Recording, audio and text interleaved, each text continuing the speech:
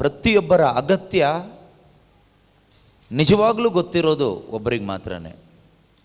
What is the true need of your heart? ನಿನ್ನ ಹೃದಯದ ನಿಜವಾದ ಅಗತ್ಯ ಏನು ಎಂದು ತಿಳಿದಿರುವುದು ಒಬ್ಬರಿಗೆ ಮಾತ್ರನೇ. ಎಲ್ಲಿಯವರೆಗೆ ನಿನ್ನ ಹೃದಯದ ಆ ಒಂದು ಅಗತ್ಯ ಪೂರೈಕೆ ಆಗೋದಿಲ್ವೋ ಅಲ್ಲಿಯವರೆಗೂ ನಮಗೊಂದು ಸ್ವಸ್ಥತೆ ಇಲ್ಲ. We are sick until and unless we receive our true need in our heart. We are ಸಿಕ್.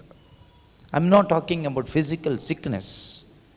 ಶಾರೀರಿಕವಾದ ಒಂದು ರೋಗ ಅಲ್ಲ, ಅಂತರಂಗದಲ್ಲಿ ಒಂದು ರೋಗ. ಒಳಗಡೆ ಏನೋ ಲ್ಯಾಕಿಂಗ್, ಕೊರತೆ. ಸಿಕ್ನೆಸ್ ಅಂದ್ರೇನು? Lacking of health in physical body. ಶರೀರದಲ್ಲಿ ರೋಗ ಅಂದ್ರೇನು? ಸೌಖ್ಯ ಇಲ್ಲದೆ ಇರೋದೇ ರೋಗ. ಅದೇ ರೀತಿ ಮನುಷ್ಯನ ಅಂತರಂಗಕ್ಕೆ ರೋಗ ಇದೆ, ಒಂದು ಲ್ಯಾಕಿಂಗ್ ಇದೆ, ಕೊರತೆ ಇದೆ. ಆ ಕೊರತೆ ಇರೋದ್ರಿಂದನೇ ಮನುಷ್ಯ ಭಯ, ಟೆನ್ಷನ್, ಕೋಪ, ಹೊಟ್ಟೆ ಕಿಚ್ಚು, ಬೈಯೋದು, ಗಲಾಟೆ ಮಾಡೋದು, ಟೆನ್ಷನ್ ಮಾಡ್ಕೊಳ್ಳೋದು, ಕುಡಿಯೋದು, ವ್ಯಭಿಚಾರ ಮಾಡೋದು, ಸುಳ್ಳು ಹೇಳೋದು, ಮಾಟ ಮಂತ್ರ, ವಿಗ್ರಹಾರಾಧನೆ, ಇದೆಲ್ಲ ಮನುಷ್ಯನ ಒಳಗಡೆ ಇರ್ತಕ್ಕಂಥ ರೋಗದಿಂದ ಬರುವ ಲಕ್ಷಣಗಳು, ಸಿಂಪ್ಟಮ್ಸ್ ಆಫ್ ಸಿಕ್ನೆಸ್ ಇನ್ಸೈಡ್. ಯಾವಾಗ ಆ ಟ್ರೂ ನೀಡ್ ಫುಲ್ಫಿಲ್ ಆಗುತ್ತೋ, ಮನುಷ್ಯನ ಒಳಗಿನ ಅಗತ್ಯ ಯಾವಾಗ ಫುಲ್ಫಿಲ್ ಆಗುತ್ತೋ ಆಗ ಅವನ ರೋಗ ಹೋಗುತ್ತೆ. ಅವನ ಮನಸ್ಸಿನ ಒಳಗೆ ಅಂತರಂಗದಲ್ಲಿ ಆಗಿರ್ತಕ್ಕಂಥ ಆ ರೋಗ ವಾಸಿಯಾಗುತ್ತೆ.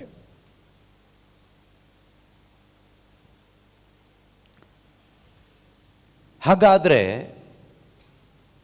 ಪ್ರತಿಯೊಬ್ಬ ಮನುಷ್ಯನ ನಿಜವಾದ ನೀಡ್ ಏನು? What is the need of every human being? True need. What is the true need of every human being? ಪ್ರತಿಯೊಬ್ಬ ಮನುಷ್ಯನ ನಿಜವಾದ ಅಗತ್ಯ ಏನು?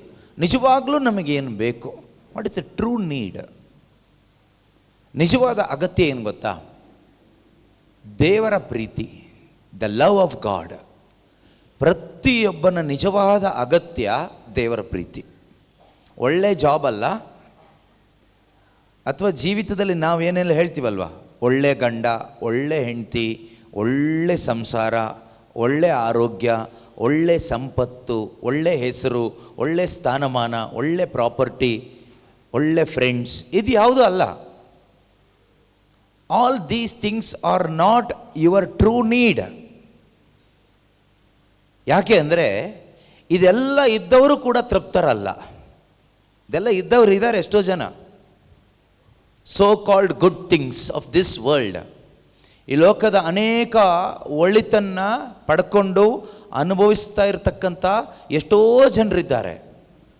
But still they are not satisfied. ಆದರೂ ಕೂಡ ಅವರು ತೃಪ್ತರಲ್ಲ. ಕಾರಣ ಏನು? ಕಾರಣ ಏನು ಅಂದರೆ ಟ್ರೂ ನೀಡ್, ನಿಜವಾದ ಅಗತ್ಯ ಇನ್ನೂ ಒಳಗಡೆ ಬಂದಿಲ್ಲ. ಪ್ರತಿಯೊಬ್ಬ ಮನುಷ್ಯನ ನಿಜವಾದ ಅಗತ್ಯ ದೇವರ ಪ್ರೀತಿ. ಆ ಒಂದು ವ್ಯಾಕ್ಯೂಮ್ ಒಳಗಡೆ ಇದೆ. ಆ ಒಂದು ಎಂಟಿ ಸ್ಪೇಸ್ ಪ್ರತಿಯೊಬ್ಬನ ಹೃದಯದ ಒಳಗಡೆ ಇದೆ. ಲವ್ ಅನ್ನೋದು ಬೇಕು ಈ ಹೃದಯ ಸರಿಯಾಗಿ ವರ್ಕ್ ಆಗಬೇಕಾದ್ರೆ. ಹೃದಯ ಅಥವಾ ಮನುಷ್ಯನ ಲೈಫ್ ಸರಿಯಾಗಿ ವರ್ಕ್ ಆಗಬೇಕಾದ್ರೆ, ಫಂಕ್ಷನ್ ಆಗಬೇಕಾದ್ರೆ, ದೇವರು ಬಯಸುವ ಹಾಗೆ, ದೇವರು ನಮ್ಮನ್ನು ಹೇಗೆ ಸೃಷ್ಟಿ ಮಾಡಿದಾರೋ, ಯಾವುದಕ್ಕಾಗಿ ಸೃಷ್ಟಿ ಮಾಡಿದಾರೋ ಆ ರೀತಿ ನಮಗೆ ಬದುಕಲಿಕ್ಕೆ ಆಗಬೇಕಾದ್ರೆ, if you want to function properly, you need the love. ನಮ್ಮ ಹೃದಯಕ್ಕೇನು ಬೇಕು? ಪ್ರೀತಿ ಬೇಕು. ನಾವು ಅದನ್ನು ಹುಡುಕ್ತೀವಿ ಎಲ್ಲಿ? ನನ್ನ ಜೀವನ ಸಂಗಾತಿ, ನನ್ನ ಗಂಡ, ನನ್ನ ಹೆಂಡತಿ, ಮಕ್ಕಳು, ಫ್ರೆಂಡ್ಸ್, ಅಪ್ಪ ಅಮ್ಮ, ಅವ್ರು ನನ್ನ ಪ್ರೀತಿಸ್ತಾ ಇಲ್ಲ, ಇವ್ರು ನನ್ನ ಪ್ರೀತಿಸ್ತಾ ಇಲ್ಲ. ಎಲ್ಲರದ್ದು ಕಂಪ್ಲೇಂಟ್ ಇದೇನೆ ಅಲ್ವಾ? ಅವ್ರು ನನ್ನನ್ನು ಇನ್ನೂ ಸ್ವಲ್ಪ ಪ್ರೀತಿ ಮಾಡಿದರೆ ನಾನು ಚೆನ್ನಾಗಿ ಆಗ್ಬಿಡ್ತಾ ಇದ್ದೆ. ಹೆಂಡತಿ ಹೇಳ್ತಾಳೆ, ನನ್ನ ಗಂಡ ಇನ್ನೊಂದು ಸ್ವಲ್ಪ ನನ್ನನ್ನು ಪ್ರೀತಿ ಮಾಡಿಬಿಟ್ಟಿದ್ರೆ ನಾನು ಚೆನ್ನಾಗಿರ್ತಾ ಇದ್ದೆ, ಈ ಥರ ನಾನು ಇನ್ನೊಬ್ಬರ ಜೊತೆಗೆ ಓಡ್ ಹೋಗ್ತಾ ಇರಲಿಲ್ಲ ಅಂತ. ಗಂಡ ಹೇಳ್ತಾನೆ, ನನ್ನ ಹೆಂಡತಿ ನನ್ನನ್ನು ನಿಜವಾಗ್ಲೂ ಪ್ರೀತಿ ಮಾಡಿದ್ದಿದ್ದರೆ ನಾನು ಇವತ್ತು ಕುಡ್ಕಾನೇ ಆಗ್ತಾ ಇರಲಿಲ್ಲ, ನಾನು ಕುಡಿತಾನೇ ಇರಲಿಲ್ಲ. ಎಷ್ಟೋ ಜನ ಮಕ್ಕಳು ಹೇಳ್ತಾರೆ, ನಮ್ಮ ಅಪ್ಪ ಅಮ್ಮ ನಿಜವಾಗ್ಲೂ ನಮ್ಮನ್ನು ಪ್ರೀತಿ ಮಾಡಿದ್ದಿದ್ದರೆ ನಾವು ಹಾಳಾಗಿ ಹೋಗ್ತಾ ಇರಲಿಲ್ಲ, ನಾವು ಡ್ರಗ್ಸ್ಗೆ ಅಡಿಕ್ಟ್ ಆಗ್ತಾ ಇರಲಿಲ್ಲ, ಪ್ರೊನೋಗ್ರಫಿಗೆ ಅಡಿಕ್ಟ್ ಆಗ್ತಾ ಇರಲಿಲ್ಲ, ಇಲಿಗಲ್ ರಿಲೇಷನ್ಶಿಪ್ಗೆ ಹೋಗ್ತಾ ಇರಲಿಲ್ಲ, ಲಿವಿಂಗ್ ಟುಗೆದರ್ಗೆ ಹೋಗ್ತಾ ಇರಲಿಲ್ಲ. ನಮ್ಮ ಅಪ್ಪ ಅಮ್ಮ ನಮ್ಮನ್ನ ಪ್ರೀತಿ ಮಾಡಿಲ್ಲ, ಅದಕ್ಕೆ ಹೋಗ್ಬಿಟ್ವಿ. ಇದೆಲ್ಲ ಮಾನಸಿಕವಾದ ಒಂದು ಕಲ್ಪನೆಗಳಷ್ಟೇ. ಈ ಪ್ರಪಂಚದಲ್ಲಿರುವ ಎಲ್ಲ ಅಪ್ಪಂದರು ಒಟ್ಟಾಗಿ ಸೇರಿ ನಿನ್ನನ್ನು ಪ್ರೀತಿ ಮಾಡಿದರು, ಎಲ್ಲ ಅಮ್ಮಂದರು ಒಟ್ಟಾಗಿ ಸೇರಿ ನಿನ್ನನ್ನು ಪ್ರೀತಿ ಮಾಡಿದರು, still you are not satisfied, still you feel empty in your heart. ಪ್ರಪಂಚದಲ್ಲಿ ಒಳ್ಳೆ ಅಪ್ಪ ಅಮ್ಮಂದರು ಇದ್ದಾರೆ ತುಂಬ ಜನ. ಪ್ರಪಂಚದಲ್ಲಿರುವ ಎಲ್ಲ ಅಪ್ಪ ಅಮ್ಮಂದರು ಒಟ್ಟಿಗೆ ಸೇರಿ ಮಗನಾಗಿರುವ ಮಗಳಾಗಿರುವ ನಿನ್ನನ್ನು ಪ್ರೀತಿಸಿದರು, still you cannot be satisfied. ಇನ್ನು ಪ್ರಪಂಚದಲ್ಲಿರೋ ಎಲ್ಲ ಗಂಡಂದರು ನಿನ್ನ ಪ್ರೀತಿ ಮಾಡಿದ್ರು ತೃಪ್ತಿ ಆಗೋದಿಲ್ಲ, ಎಲ್ಲ ಹೆಂಡ್ತಿರು ಒಟ್ಟಾಗಿ ಸೇರಿ ನಿನಗೆ ಪ್ರೀತಿ ಮಾಡಿದ್ರು ತೃಪ್ತಿ ಆಗೋದಿಲ್ಲ. ಪ್ರಪಂಚದಲ್ಲಿರೋ ಎಲ್ಲ ಮಕ್ಕಳು ನಿನ್ನ ಹಿಂದೆ ಸುತ್ತಿ ನಿನಗೆ ಸಿಕ್ಕಿ ನಿನ್ನನ್ನು ಪ್ರೀತಿ ತೋರಿಸಿದ್ರು ಕೂಡ ಸ್ಯಾಟಿಸ್ಫೈಡ್ ಅಲ್ಲ. ಯಾಕೆ ಅಂದರೆ ದೇವರು ಮನುಷ್ಯನ ಹೃದಯವನ್ನು ಸೃಷ್ಟಿ ಮಾಡಿರೋದು ದೇವರ ಪ್ರೀತಿಯಿಂದ ತುಂಬಲ್ಪಡಲಿಕ್ಕೋಸ್ಕರ. God created your heart to be filled by and to be content with the love of God. ಮನುಷ್ಯನ ಹೃದಯವನ್ನು, ಮನುಷ್ಯನ ಅಂತರಂಗವನ್ನು ದೇವರು ಸೃಷ್ಟಿ ಮಾಡಿದ್ದು. ದೇವರು ಸೃಷ್ಟಿ ಮಾಡಬೇಕಾದ್ರೆ ಮನುಷ್ಯನಿಗೆ ನಿಜವಾದ ಸ್ಯಾಟಿಸ್ಫ್ಯಾಕ್ಷನ್, ನಿಜವಾದ ತೃಪ್ತಿ ಸಿಗೋದು ಯಾವುದ್ರ ಮುಖಾಂತರ ಅಂತ ದೇವರು ಪ್ಲ್ಯಾನ್ ಮಾಡಿ ಸೃಷ್ಟಿ ಮಾಡಿದ್ದಾರೆ. ಓನ್ಲಿ ಥ್ರೂ ಹಿಸ್ ಲವ್, ದೇವರ ಪ್ರೀತಿಯಿಂದ ಮಾತ್ರನೇ. ಆದ್ದರಿಂದ ಯಾರು ಗಂಡನ ಬಗ್ಗೆನೋ, ಹೆಂಡತಿ ಬಗ್ಗೆನೋ, ಮಕ್ಕಳ ಬಗ್ಗೆನೋ, ಅಪ್ಪ ಅಮ್ಮಂದ್ರ ಬಗ್ಗೆನೋ, ಫ್ಯಾಮಿಲಿ ಮೆಂಬರ್ಸ್ ಬಗ್ಗೆನೋ ಕಂಪ್ಲೇಂಟ್ ಹೇಳಬೇಡಿ. ಎಷ್ಟು ಹೇಳಿದರೂ ಪ್ರಯೋಜನ ಇಲ್ಲ. ನಾವಿಲ್ಲಿ ನಿಂತ್ಕೊಂಡು ಬೋಧನೆ ಮಾಡ್ಬೋದು, ನೀವು ಪ್ರೀತಿಸಬೇಕು, ನಿಮ್ಮ ಎಲ್ಲರನ್ನೂ ಪ್ರೀತಿಸಬೇಕು ಅಂತ. ಪ್ರೀತಿಸಬೇಕು ನಿಜ, ಆದರೆ ಪ್ರೀತಿಸೋದ್ರಿಂದ ಅವರಿಗೆ ತೃಪ್ತಿ ಅಂತೂ ಆಗೋದಿಲ್ಲ. ನೀವು ಯಾರನ್ನ ಎಷ್ಟೇ ಪ್ರೀತಿ ಮಾಡಿ, ಕೆಲವ್ರು ಹೇಳ್ತಾರಲ್ವ, ನಾವು ನಮ್ಮ ಮಕ್ಕಳನ್ನ ಎಷ್ಟು ಪ್ರೀತಿಸ್ತೀವಿ ಬ್ರದರ್, ಆದರೂ ಅವ್ರು ನಮಗೆ ತುಂಬ ನೋವು ಮಾಡಿಬಿಟ್ರು. ಕೆಲವರು ಹೆಂಡತಿಯರು ಹೇಳ್ತಾರೆ, ನನ್ನ ಗಂಡನ ನಾನು ಪ್ರೀತಿಸಿದಷ್ಟು ಈ ಪ್ರಪಂಚದಲ್ಲಿ ಯಾವ ಹೆಂಡತಿಯರು ಅವ್ರ ಗಂಡಂದ್ರನ್ನ ಪ್ರೀತಿಸೋದಿಲ್ಲ, ಅಷ್ಟು ನಾನು ಪ್ರೀತಿ ಮಾಡಿದ್ದೀನಿ, ಮತ್ತೆ ಯಾಕೆ ನನ್ನ ಗಂಡ ನನಗೆ ಮೋಸ ಮಾಡಿದ್ರು? ನಿನ್ನ ಪ್ರೀತಿಯಿಂದ ನಿನ್ನ ಗಂಡ ನಿನಗೆ ಮೋಸ ಮಾಡದೆ ಬದುಕಕ್ಕಾಗಲ್ಲ. ಹಾಗಾದ್ರೆ ನಾವು ಪ್ರೀತಿ ಮಾಡಬಾರ್ದಾ? ನೀನು ಪ್ರೀತಿ ಮಾಡಲೇಬೇಕು, ದೇವರ ಆಜ್ಞೆ ಅದು. ಆದರೆ ನಿನ್ನ ಪ್ರೀತಿಯಿಂದ ನಿನ್ನ ಗಂಡ ತೃಪ್ತನಾಗಲ್ಲ, ನಿನ್ನ ಪ್ರೀತಿಯಿಂದ ನಿನ್ನ ಹೆಂಡತಿ ತೃಪ್ತಳಾಗಲ್ಲ. ಹಾಗಾಗೋದಾಗಿದ್ರೆ ಪ್ರಪಂಚದಲ್ಲಿ ವ್ಯಭಿಚಾರನೇ ನಡೀತಾ ಇರಲಿಲ್ಲ. ಎಲ್ಲ ಮಕ್ಕಳು ತಂದೆ ತಾಯಂದರಿಗೆ ವಿಧೇಯರಾಗಿ ಬದುಕ್ತಾ ಇದ್ರು, ಎಲ್ಲರೂ ಸಮಾಧಾನವಾಗಿ ಬದುಕ್ತಾ ಇದ್ರು, ಎಲ್ಲರೂ ತೃಪ್ತಿಯಿಂದ ಬದುಕ್ತಾ ಇದ್ರು, ಎಲ್ಲರೂ ಪೀಸ್ಫುಲ್ ಆಗಿ ಬದುಕ್ತಾ ಇದ್ರು. ಪ್ರೀತಿಯ ಸಹೋದರ ಸಹೋದರಿಯರೇ, ಆದರೆ ಇವತ್ತು ಎಲ್ಲಿ ನೋಡಿದ್ರು ಪೀಸ್ ಇಲ್ಲ. ಪೀಸ್ ಪೀಸ್ ಪೀಸ್ ಆಗಿ ಹೋಗ್ಬಿಟ್ಟಿದೆ. There is no peace in families, there is no peace in this world. ಈ ಲೋಕದಲ್ಲಿ ಸಮಾಧಾನ ಅನ್ನೋದು ಎಲ್ಲೂ ಹುಡುಕಿದ್ರೂ ಸಿಗೋದಿಲ್ಲ. ಸಮಾಧಾನ ಕುಟುಂಬದಲ್ಲಿ ಇಲ್ಲದೆ ಇರೋದಕ್ಕೆ ಕೆಲವರು ಬಾರಿಗೆ ಹೋಗ್ತಾರೆ, ಕ್ಲಬ್ಬಿಗೆ ಹೋಗ್ತಾರೆ, ಟೂರಿಸ್ಟ್ ಪ್ಲೇಸ್ಗಳಿಗೆ ಹೋಗ್ತಾರೆ ಸಮಾಧಾನ ಹುಡ್ಕೊಂಡು. ಸಿಗುತ್ತಾ? ಅಲ್ಲೂ ಸಿಗೋದಿಲ್ಲ. ನೋವೇರ್. ಸೈಂಟ್ ಅಗಸ್ಟಿನ್ ಹೇಳ್ತಾರೆ, I have no rest for my soul until my soul rest in you. ಯಾವಾಗ ಪಾಪದಲ್ಲಿ ಜೀವಿಸ್ತಾ ಇದ್ದಂತಹ ಪ್ರೀತಿಯನ್ನು ಹುಡುಕ್ತಾ ಹುಡುಕ್ತಾ, ಶಾಂತಿಯನ್ನು ಹುಡುಕ್ತಾ ಹುಡುಕ್ತಾ ಎಲ್ಲೋ ಸಿಗದೆ ಬದುಕ್ತಾ ಇದ್ದಂಥ ಅಗಸ್ಟಿನ್ಗೆ ದೇವರ ಪ್ರೀತಿಯ ಅನುಭವ ಆಯಿತೋ, ಆಗ ಅವ್ರು ಹೇಳ್ತಾರೆ, ನಾನು ಎಷ್ಟು ಕಡೆ ಹುಡುಕದೆ ಒಂದು ಸಮಾಧಾನಕ್ಕಾಗಿ, ಯಾರಲ್ಲೆಲ್ಲ ಹೋಗಿ ಬಂದೆ ಒಂದು ಸಂತೋಷಕ್ಕಾಗಿ, ಒಂದು ಆನಂದಕ್ಕಾಗಿ. Nowhere I found it. ಎಲ್ಲೂ ಸಿಕ್ಕಿಲ್ಲ. ಫ್ರೆಂಡ್ಸ್ ಸಹವಾಸ ಮಾಡಿದೆ, ಲೇಡೀಸ್ ಸಹವಾಸ ಮಾಡಿದೆ, ಎಲ್ಲ ಥರದ ಮೋಜು ಮಸ್ತಿ ಮಾಡಿದೆ, ಹಣದಲ್ಲಿ ಹುಡುಕದೆ, ಫ್ರೆಂಡ್ಸಲ್ಲಿ ಹುಡುಕದೆ, ಸೆಕ್ಸಲ್ಲಿ ಹುಡುಕದೆ, ಜಾಬಲ್ಲಿ ಹುಡುಕದೆ. ನಮ್ಮಲ್ಲಿ ಇರ್ತೀರಿ ಕೆಲವರು, ಜಾಬಲ್ಲಿ, ಅದರಲ್ಲಿ ಇದರಲ್ಲಿ ಎಲ್ಲದರಲ್ಲೂ ಒಂದು ಸ್ಯಾಟಿಸ್ಫ್ಯಾಕ್ಷನ್ ಹುಡುಕುವವರು. ಈ ಪ್ರಪಂಚದಲ್ಲಿ ಎಷ್ಟು ಹುಡುಕಿದ್ರು, ಸಾಯೋ ತನಕ ಹುಡುಕಿದ್ರು, ಏನೆಲ್ಲ ಹುಡುಕಿದ್ರು, ಎಲ್ಲ ಪಡ್ಕೊಂಡ್ರು ಸಿಗಲ್ಲ. ಮತ್ತು ಏನು ಮಾಡಬೇಕು? ಏನು ಮಾಡೋದು ಬೇಡ. ದೇವರ ಪ್ರೀತಿಯಿಂದ ನೀನು ತುಂಬಲ್ಪಡಬೇಕು. You must be filled by the love of the father, God's love. ತಂದೆಯಾದ ಆ ದೇವರ ಪ್ರೀತಿಯಿಂದ ತುಂಬಲ್ಪಟ್ಟಾಗ ನಿನ್ನ ಜೀವನ ತೃಪ್ತಿ ಆಗುತ್ತೆ, ನೆಮ್ಮದಿ ಆಗುತ್ತೆ. ಆಗ ಬದುಕಬೇಕು ಅನಿಸುತ್ತೆ. ಅಲ್ಲಿವರೆಗೂ ಯಾರೆಲ್ಲ ಇದ್ದರು, ಯಾಕಪ್ಪ ಬದುಕು, ಯಾರಿಗಾಗಿ ಬದುಕಬೇಕು, ಬದುಕಿ ಏನು ಪ್ರಯೋಜನ, ಚರ್ಚಿಗೆ ಬಂದು ಏನು ಪ್ರಯೋಜನ, ಏನು ಸಿಕ್ಬಿಡುತ್ತೆ, ಏನು ಮಾಡಿಬಿಟ್ರು ದೇವರು, ಏನೂ ಪ್ರಯೋಜನ ಇಲ್ಲ, ಇದೇ ಕಂಪ್ಲೇಂಟ್. ಮಾರ್ಕನ ಶುಭ ಸಂದೇಶ 10ನೇ ಅಧ್ಯಾಯದಲ್ಲಿ 28ನೇ ವಾಕ್ಯದಲ್ಲಿ ಪೇತ್ರ ಒಂದು ಪ್ರಶ್ನೆ ಕೇಳ್ತಾರೆ ಯೇಸು ಸ್ವಾಮಿಗೆ. ನಾವೆಲ್ಲ ಬಿಟ್ಟುಬಿಟ್ಟು ನಿಮ್ಮ ಹಿಂದೆ ಬಂದಿದ್ದೀವಿ, ನಮಗೇನು ಸಿಗುತ್ತೆ? ಕೆಲವು ಟೈಮ್ ನಾವು ಧ್ಯಾನಕ್ಕೆ ಬರೋದೇ ಏನೋ ಸಿಗುತ್ತೆ ಅಂತ ಅಲ್ವಾ? ಧ್ಯಾನಗಳಿಗೆ ಪ್ರಾರ್ಥನೆಗಳಿಗೆ ಬಂದಾಗ ನಮ್ಮ ಮೈಂಡಲ್ಲಿ ಏನೋ ಸಿಗಬೇಕು ಅಂತ ಇರುತ್ತೆ. I want to get something, ಏನೋ ಸಿಗಬೇಕು. ಆಗ ಪೇತ್ರನು ಮುಂದೆ ಬಂದು ನೋಡಿ ನಾವು ಎಲ್ಲವನ್ನು ಬಿಟ್ಟು ಅಂದರೆ ಮೀನು ಹಿಡಿಯೋ ಕೆಲಸ ಬಿಟ್ಬಿಟ್ಟು ಬೇರೆ ಏನು ಬಿಟ್ಟಿಲ್ಲ, ಆಯ್ತಾ? ಸುಳ್ಳು ಹೇಳೋದೇನು ಬಿಟ್ಟಿಲ್ಲ, ಕೋಪ ಮಾಡ್ಕೊಳ್ಳೋದೇನು ಬಿಟ್ಟಿಲ್ಲ, ಸ್ವಭಾವಗಳಲ್ಲಿ ಏನೂ ವ್ಯತ್ಯಾಸ ಇಲ್ಲ. ಕೆಲವ್ರು ಹೇಳ್ತಾರಲ್ಲ, ನಾವು ಧ್ಯಾನಕ್ಕೆ ಹೋಗಿ ಕುಡಿಯೋದು ಬಿಟ್ಬಿಟ್ವಿ ಅಂತ. ಚಾಡಿ ಹೇಳೋದು ಬಿಟ್ಟಿದ್ದೀರಾ? ಬೇಜಾರು ಮಾಡ್ಕೊಳ್ಳೋದು ಬಿಟ್ಟಿದ್ದೀರಾ? ಬೇರೆಯವ್ರನ್ನ ದೂಷಣೆ ಮಾಡೋದು ಬಿಟ್ಟಿದ್ದೀರಾ? ಇಲ್ಲ. ಮತ್ತು ಬಿಟ್ಟಿದ್ದೇನು ಅಲ್ವಾ? ಸೊ ಪೇತ್ರ ಹೇಳ್ತಾರೆ, ನಾವೆಲ್ಲವನ್ನ ಬಿಟ್ಬಿಟ್ಟು, ನಿಜವಾಗ್ಲೂ ಏನು ಬಿಟ್ಟಿಲ್ಲ, ನಾವು ಅದೇ ಥರ ಪೇತ್ರನ ಥರನೇ ನಾವು ಎಲ್ಲವನ್ನ ಬಿಟ್ಟುಬಿಟ್ಟಿದ್ದೀವಿ ಬ್ರದರ್. ಎಲ್ಲವನ್ನ ಬಿಟ್ಟು ನಿಮ್ಮನ್ನು ಹಿಂಬಾಲಿಸಿದ್ದೇವೆ ಎಂದನು.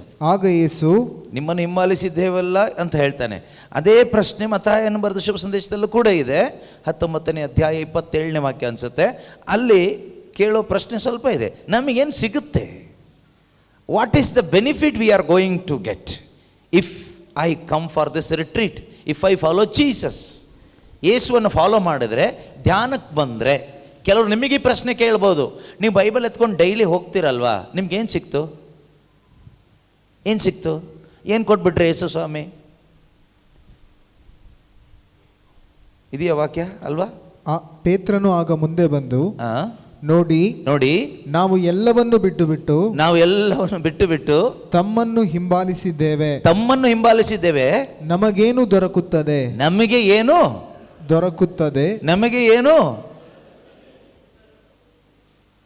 ಏನಾದ್ರು ಸಿಗಬೇಕಲ್ವಾ? ಸಿಕ್ಕಿದೆ ಸುಮ್ಮನೆ ಹೋಗಿ ಏನು ಪ್ರಯೋಜನ? ಮನುಷ್ಯ ಬದುಕ್ತಾ ಇರೋದೇ ಏನಾದರೂ ಲಾಭಕ್ಕೋಸ್ಕರ ಅಲ್ವಾ? ಎಲ್ಲದರಲ್ಲೂ ಲಾಭ ನೋಡ್ತೀವಿ. ನಾವು ಅವ್ರನ್ನ ಮದುವೆ ಆದರೆ ಏನು ಸಿಗುತ್ತೆ? ನಾವು ಇಷ್ಟು ಓದಿದರೆ ಏನು ಸಿಗುತ್ತೆ? ನಾವು ನಿಮಗೆ ಈ ಹೆಲ್ಪ್ ಮಾಡಿದರೆ ನಮಗೇನು ಸಿಗುತ್ತೆ? ನಾವು ಧ್ಯಾನಕ್ಕೆ ಬಂದರೆ ಏನು ಸಿಗುತ್ತೆ? ಏನಾದರೂ ಸಿಗಬೇಕು. ಸಿಕ್ಕಿಲ್ಲ ಅಂದರೆ ಏನು ಪ್ರಯೋಜನ? ಊರಿನವ್ರು ಕೇಳ್ತಾರೆ, ಬೇರೆಯವ್ರು ಕೇಳ್ತಾರೆ, ನೀವು ಧ್ಯಾನ ಪ್ರಾರ್ಥನೆ ಅಂತ ಹೋಗ್ತಿದ್ದೀರಲ್ವಾ, ನಿಮ್ಗೇನು ಸಿಕ್ತು? ನೋಡಿ, ಪಕ್ಕದ ಮನೆಯವರು ದೊಡ್ಡ ಮನೆ ಕಟ್ಟಿದ್ರು, ನೀವಿನ್ನೂ ಗುಡಿಸಲು ಮನೆಯಲ್ಲೇ ಇದ್ದೀರಾ, ಇಲ್ಲ ಬಾಡಿಗೆ ಮನೆಯಲ್ಲೇ ಇದ್ದೀರಾ, ನಿಮ್ಗೇನು ಸಿಕ್ತು? ನೀವು ಧ್ಯಾನ ಪ್ರಾರ್ಥನೆ ಏಸು ಅಂತ ಹೋಗ್ತಾ ಇದ್ದೀರಲ್ಲ ಸುಮಾರು ವರ್ಷಗಳಿಂದ, ನಿಮ್ಮ ಶರೀರದಲ್ಲಿ ಬಾಧೆ ಇದೆ, ನೋವಿದೆ, ಯಾಕೆ ಇನ್ನೂ ಸೌಖ್ಯ ಸಿಕ್ಕಿಲ್ಲ? ಏನು ಸಿಕ್ಬಿಡ್ತು ನಿಮಗೆ? ನೀವು ದೇವರು ಪ್ರಾರ್ಥನೆ ಅಂತ ಹೋಗ್ತಾ ಇದ್ದೀರಲ್ವಾ, ನಿಮಗಿನ್ನೂ ಮದುವೆನೇ ಆಗಿಲ್ಲ, ಮಕ್ಕಳೇ ಆಗಿಲ್ಲ, ಒಳ್ಳೆ ಜಾಬೇ ಸಿಕ್ಕಿಲ್ಲ, ಮನೆ ಸಿಕ್ಕಿಲ್ಲ. ನೋಡಿ, ಎಷ್ಟೋ ಜನಕ್ಕೆ ಏನೆಲ್ಲ ಸಿಕ್ತು. ಸೊ ಪೇತ್ರ ಕೇಳ್ತಾನೆ, ನಾವೆಲ್ಲ ಬಿಟ್ಬಿಟ್ಟು ಬಂದಿದ್ದೀವಿ, ನಮಗೇನು ಸಿಗುತ್ತೆ? ಎಷ್ಟೋ ಬಾರಿ ನಾವು ಯೇಸುವಿನಿಂದ ಬರೋದು ನಮಗೇನೋ ಸಿಗುತ್ತೆ ಅಂತ, ಏನೋ ಸಿಗುತ್ತೆ ಅನ್ನೋ ಎಕ್ಸ್ಪೆಕ್ಟೇಷನ್. ಸಿಗುತ್ತೆ ಅಂದರೆ ಶರೀರದ ಸುಖಕ್ಕೆ ಬೇಕಾಗಿರುವ ಏನೋ ಒಂದು ಸಿಕ್ಬಿಡುತ್ತೆ. ಇವತ್ತು ಕೂಡ ಈ ಧ್ಯಾನದಲ್ಲಿ ನಮ್ಮಲ್ಲಿ ಅನೇಕರು ಬಂದಿದ್ದೀವಿ, ಏನೋ ಒಂದು ಸಿಕ್ಬಿಡುತ್ತೆ. ಕೆಲವರು ಹೇಳ್ತಾರಲ್ಲ, ನೀವು ಅಲ್ಲಿ ಧ್ಯಾನಕ್ಕೆ ಹೋಗಿ ಒಳ್ಳೇದಾಗುತ್ತೆ ಅಂದರೆ ಶರೀರಕ್ಕೆ ಬೇಕಾಗಿರೋ ಸುಖ ಏನೋ ಸಿಗುತ್ತೆ ಅಂತ. ಇವತ್ತು ಅನೇಕ ಧ್ಯಾನ ಕೇಂದ್ರಗಳು ಮಾಟ ಮಂತ್ರದ ಕೇಂದ್ರಗಳ ಥರ ಇದೆ, ವಿಚ್ ಕ್ರಾಫ್ಟ್ ಸೆಂಟರ್ಸ್. ಹೆಸರು ರಿಟ್ರೀಟ್ ಸೆಂಟರ್ಸ್ ಅಂತ ಇರುತ್ತೆ, ಜ್ಯೋತಿಷಾಲಯ ಅಂತ ಇರೋದಿಲ್ಲ. ಆ ಥರ ಬೋರ್ಡ್ ಇದ್ರೆ ನೀವು ಹೋಗಲ್ಲಲ್ಲ. ಕಥೋಲಿಕ ಕ್ರೈಸ್ತರು, ಕರಿಸ್ಮ್ಯಾಟಿಕ್ ಅವರು ಕ್ರೈಸ್ತರು ನಾವು ಹೋಗಲ್ಲ. ಸೊ ಅದಕ್ಕೆ ಪಿಶಾಚಿ ಹೆಸರು ಬೇರೆ ಇಡ್ತಾನೆ, retreat centre, spiritual retreat centre ಅಂತ, ಆಧ್ಯಾತ್ಮಿಕ ಧ್ಯಾನ ಕೇಂದ್ರ, ಬೇರೆ ಬೇರೆ ಹೆಸರು ಇಡ್ತಾನೆ. ಅಲ್ಲಿ ಏನು ಸಿಗುತ್ತೆ? ಅಲ್ಲಿ ಶರೀರಕ್ಕೆ ಬೇಕಾಗಿದ್ದೆಲ್ಲ ಸಿಗುತ್ತೆ. ಅಂದರೆ ಮನುಷ್ಯನ ಲಸ್ಟ್, ವಾಂಟ್ಸ್, ಡಿಸೈರ್ಸ್ ಏನೆಲ್ಲ ಇದೆಯೋ ಅದೆಲ್ಲ ಫುಲ್ಫಿಲ್ ಆಗುತ್ತೆ ಅಂತ. ಆದರೆ ನಿಜವಾದ ದೇವರು ಮನುಷ್ಯನ ವಾಂಟ್ಸ್ ಆ್ಯಂಡ್ ಡಿಸೈರ್ಸ್ನ ಫುಲ್ಫಿಲ್ ಮಾಡೋ ದೇವರಲ್ಲ. True god will not satisfy the wants and desires of the human flesh. ಮನುಷ್ಯನ ಶರೀರದ ಇಚ್ಛೆಗಳನ್ನು ಈಡೇರಿಸುವ ದೇವರಲ್ಲ ನಿಜವಾದ ದೇವರು. ಮತ್ತು ಏನನ್ನು ಈಡೇರಿಸ್ತಾರೆ? ಮನುಷ್ಯನ ಆತ್ಮಕ್ಕೆ ಬೇಕಾದ ರಕ್ಷಣೆ ಕೊಡುವವರೇ ನಿಜವಾದ ದೇವರು. True God gives you the true salvation for your soul and spirit. ನಿನ್ನ ಆತ್ಮಕ್ಕೆ ನಿನಗೆ ಬೇಕಾದ ನಿಜವಾದ ರಕ್ಷಣೆ ಕೊಡುವವರು, ನಿಜವಾದ ಪೋಷಣೆ ಕೊಡುವವರಾಗಿದ್ದಾರೆ ನಿಜವಾದ ದೇವರು. ಇವರಿಗದು ಗೊತ್ತಿಲ್ಲ. ಯೇಸು ಸುಮಾರು ಅದ್ಭುತ ಮಾಡಿ ಜನರಿಗೆಲ್ಲ ಮೈಕೈ ನೋವೆಲ್ಲ ವಾಸಿ ಮಾಡ್ತಾಯಿದ್ರು, ರೊಟ್ಟಿ ಅದ್ಭುತ ಮಾಡಿ ಕೊಡ್ತಾಯಿದ್ರು. ಸೊ ಇದನ್ನೆಲ್ಲ ನೋಡಿದಾಗ ಪೇತ್ರ ಅಂದ್ಕೊಂಡ ನಮಗೂ ಏನೋ ಸಿಕ್ಬಿಡುತ್ತೆ ಅಂತ. ಭಕ್ತಾದಿಗಳಿಗೆ ಇಷ್ಟೊಂದು ಮಾಡಿದ ಮೇಲೆ ಜೊತೆಗಿದ್ದವರಿಗೆ ಇನ್ನೂ ಏನಾದರೂ ಎಕ್ಸ್ಟ್ರಾನೇ ಸಿಗುತ್ತೆ. ಆದ್ದರಿಂದ ನಮಗೇನು ಸಿಗುತ್ತೆ? ನಾವು ನಿಮ್ಮ ಹಿಂದೆ ಬಂದರೆ ನಮಗೇನು ಸಿಗುತ್ತೆ? ಈ ಪ್ರಶ್ನೆ ಎಲ್ಲಿಯವರೆಗೆ ಒಬ್ಬ ಮನುಷ್ಯನ ತಲೆ ಒಳಗಡೆ ಇರುತ್ತೆ ಅಂದರೆ, ಅವನ ಹೃದಯದೊಳಗಡೆ ಎಲ್ಲಿಯವರೆಗೂ ದೇವರ ಪ್ರೀತಿ ಅನುಭವ ಆಗೋದಿಲ್ವೋ, true love of God experience ಆಗೋದಿಲ್ವೋ, ಅಲ್ಲಿಯವರೆಗೂ ನಾವು ಈ ಪ್ರಶ್ನೆ ಹಾಕ್ಕೊಂಡೇ ಇರ್ತೀವಿ. ಏನು? ನನಗೇನು ಸಿಗುತ್ತೆ? ನನಗೇನು ಸಿಗುತ್ತೆ? ನನಗೆ ಏನು ಸಿಗುತ್ತೆ? ಏಸು ಹಿಂದೆ ಬಂದರೆ ನನಗೇನು ಸಿಗುತ್ತೆ? ಪ್ರಾರ್ಥನೆ ಮಾಡಿದರೆ ನನಗೇನು ಸಿಗುತ್ತೆ? ಧ್ಯಾನಕ್ಕೆ ಹೋದರೆ ನನಗೇನು ಸಿಗುತ್ತೆ? ಇದೇ ಪ್ರಶ್ನೆಯಲ್ಲಿ ಸಿಗ್ಲಿಕ್ಕೋಸ್ಕರ ಓಡಾಡ್ತಾ ಇರ್ತೀವಿ. ಸಿಕ್ಕಿಲ್ಲ ಅಂದರೆ ಬೇಜಾರು ಮಾಡ್ಕೊಳ್ತೀವಿ, ಸಿಕ್ಕಿದರೆ ಖುಷಿಯಾಗಿ ಮೈಕ್ ಇಟ್ಕೊಂಡು ಸಾಕ್ಷಿ ಹೇಳ್ತೀವಿ. ನಾವು ಈ ಧ್ಯಾನಕ್ಕೆ ಬಂದ ಮೇಲೆ ನಮಗೆ ಹೊಸ ಮನೆ ಸಿಕ್ತು. ಆಗ ಚಪ್ಪಾಳೆ ಹೊಡಿಲಿಕ್ಕೆ ಒಂದಿಷ್ಟು ಜನ ಇರ್ತಾರೆ. ಅವ್ರ ಮನಸ್ಸಲ್ಲೂ ಏನು ಗೊತ್ತಾ, ನಮಗೂ ಹಾಗಾದ್ರೆ ಸಿಗಬಹುದೇನೋ ಅಂತ. ನಾನು ಧ್ಯಾನಕ್ಕೆ ಬಂದ ಮೇಲೆ ಸುಮಾರು ವರ್ಷಗಳಿಂದ, ಕೆಲವರು ಹೇಳ್ತಾರಲ್ಲ 15 ವರ್ಷದಿಂದ ಮಕ್ಕಳೇ ಇರಲಿಲ್ಲ, ಮಗು ಸಿಕ್ತು. ಆಗ ಮಕ್ಕಳು ಆಗದಿದ್ದವರಿಗೆಲ್ಲ ಒಂದು ಖುಷಿ, ಅವರು ಚಪ್ಪಾಳೆ ಹೊಡಿತಾರೆ, ನಮಗೂ ಸಿಗುತ್ತೆ. ಹಂಗಾದರೆ ನಮ್ದು ಇನ್ನೂ 7ನೇ ವರ್ಷ ಅಥವಾ 8ನೇ ವರ್ಷ, 10ನೇ ವರ್ಷ, 15 ವರ್ಷದವ್ರಿಗೆ ಸಿಕ್ಕಿದೆ ಅಂದಮೇಲೆ ಇನ್ನು ನಾವು 15ಕ್ಕೆ ಬಂದಿಲ್ಲ ಅಂದರೆ ಒಂದು ಹೋಪ್ ಸಿಗುತ್ತೆ. 15 ಒಳಗಡೆ ನಮಗೂ ಸಿಗ್ಬೋದು. ನಾವಿನ್ನು 4ರಲ್ಲೋ 5ರಲ್ಲೋ ಇದ್ದೀವಿ. ಸ್ವಲ್ಪ ಹೇಳ್ತಾನೆ ಸಾಕ್ಷಿ ಏನಂತ, ನನಗೆ 2 ಕಿಡ್ನಿ ಸಿಕ್ತು ಧ್ಯಾನಕ್ಕೆ ಬಂದ ಮೇಲೆ ಅಂತ. ಹೊಸ ಕಿಡ್ನಿ ದೇವರು ಜೋಡಿಸಿದ್ರು, ಪೂರ್ತಿ ಡ್ಯಾಮೇಜ್ ಆಗಿ ಹೋಗಿತ್ತು ಅಂತ. ಆಗ ಜಸ್ಟ್ ಇನ್ಫೆಕ್ಷನ್ ಸ್ಟಾರ್ಟ್ ಆಗಿರುತ್ತಷ್ಟೇ ಕಿಡ್ನಿಗೆ, ಸ್ಟಾರ್ಟಿಂಗ್ ಪೀರಿಯಡ್. ಆವಾಗ ಧ್ಯಾನಕ್ಕೆ ಬಂದಿರ್ತಾನೆ ಕಂಪ್ಲೀಟ್ ಹೀಲಿಂಗಿಗೋಸ್ಕರ. ಅವನಿಗೊಂದು ಹೋಪ್ ಬರುತ್ತಾ, 2 ಕಿಡ್ನಿ ಫೇಲ್ ಆಗಿ ಕೊಳತು ಹೋಗಿದ್ದೆ, ದೇವರು ಹೊಸದು ಕೊಟ್ಟಿದ್ದಾರೆ ಅಂತ ಇವನು ಸಾಕ್ಷಿ ಹೇಳಿರ್ಬೇಕಾದ್ರೆ ನಮ್ಮದು ಇನ್ಫೆಕ್ಷನ್ ದೇವ್ರ ಗ್ಯಾರಂಟಿ, ಒಂದು ಹೋಪ್ ಬರುತ್ತೆ, ನಮಗೇನೋ ಸಿಗುತ್ತೆ. ಈ ರೀತಿ ಜನರು ಇವತ್ತು ಹೋಗ್ತಾ ಇರೋದು, ಏನೋ ಸಿಗುತ್ತೆ ಏನೋ ಸಿಗುತ್ತೆ ಅಂತ. ಯೇಸು ಸ್ವಾಮಿ ಟೈಮಲ್ಲೂ ಅದೇ ರೀತಿ ಜನರು ಬರ್ತಾಯಿದ್ರು. ಆದರೆ ಇವತ್ತು ಕ್ರೈಸ್ತ ವಿಶ್ವಾಸಿಗಳು ಇದಕ್ಕೋಸ್ಕರನೇ ಬರ್ತಾರೆ, ಧ್ಯಾನಕ್ಕೋಸ್ಕರ ಅಂತ ಹೇಳುವಾಗ ಬಹಳ ಒಂದು ನಾಚಿಕೆಗೇಡು, ದುಃಖಕರವಾದ ವಿಷಯ. ಅನ್ಯರು ಬರಬೇಕು, ನಮಗೆ ಯೇಸು ಹತ್ರ ಹೋದರೆ ಏನೋ ಒಂದು ಆಗುತ್ತೆ ಸಿಗುತ್ತೆ ಅಂತ ಬರಲಿ. ಅವರು ಬರ್ತಾರೆ, ಅವ್ರಿಗೆ ಸಿಗಬೇಕು, ಸಿಗ್ತಾ ಇದೆ. ದೇವರು ಇವತ್ತು ಕೂಡ ಕಾರ್ಯ ಮಾಡ್ತಾ ಇದ್ದಾರೆ. ಆದರೆ ನಿಜವಾಗಲೂ ಸಿಗಬೇಕಾಗಿರೋದೇನು ಅಂದರೆ, ನಿಜವಾಗೊಬ್ಬ ಮನುಷ್ಯನ ಹೃದಯದ ಅಗತ್ಯ ಏನು? What is the true need of your heart? That should be fulfilled. The true need of your heart is the love of God. ನಿನ್ನ ಹೃದಯದ ನಿಜವಾದ ಅಗತ್ಯ ಸಹೋದರನೇ ಸಹೋದರಿಯೇ, ನಿನ್ನ ಈ ಲೋಕದ ಯಾರ ಪ್ರೀತಿಯೋ ಅಲ್ಲ, ಯೇಸುವಿನ ಪ್ರೀತಿ. ಯೇಸುವಿನ ಪ್ರೀತಿಯಿಂದ ತುಂಬಲ್ಪಟ್ಟರೆ ಮಾತ್ರನೇ ನಮ್ಮ ನಿಜವಾದ ಒಂದು ಸ್ಯಾಟಿಸ್ಫ್ಯಾಕ್ಷನ್ ನಮ್ಮ ಜೀವಿತದಲ್ಲಿ ಸಿಗ್ತದೆ. ಅವತ್ತೇ ನಮ್ಮ ಜೀವನ ತೃಪ್ತಿ. ಅಂದಿನಿಂದನೇ ನಿಜವಾದ ಒಂದು ಸ್ಯಾಟಿಸ್ಫೈಡ್ ಲೈಫ್, ತೃಪ್ತಿಕರವಾದ ಜೀವನ ನಮಗೆ ಜೀವಿಸ್ಕೊಂಡು ಮುಂದಕ್ಕೆ ಹೋಗಲಿಕ್ಕೆ ಸಾಧ್ಯವಾಗಬೇಕಾದ್ರೆ ನಮ್ಮ ಹೃದಯದ ಒಳಗಡೆ ದೇವರ ಪ್ರೀತಿಯ ಅನುಭವ ಅಥವಾ ದೇವರ ಪ್ರೀತಿ ನಮ್ಮ ಹೃದಯದಲ್ಲಿ ತುಂಬಲ್ಪಡಬೇಕು. ಈಗ ಈ ದೇವರ ಪ್ರೀತಿ ಒಬ್ಬ ಮನುಷ್ಯನ ಹೃದಯದಲ್ಲಿ ತುಂಬಲ್ಪಡಬೇಕಾದ್ರೆ ಮೊದಲು ದೇವರು ಅವನಿಗೋಸ್ಕರ ಏನು ಮಾಡಿದ್ದಾರೆ ಅಂತ ಅರ್ಥ ಆಗಬೇಕು. ದೇವರು ನನಗೋಸ್ಕರ ಏನನ್ನ ಮಾಡಿದ್ದಾರೆ, what god did for me.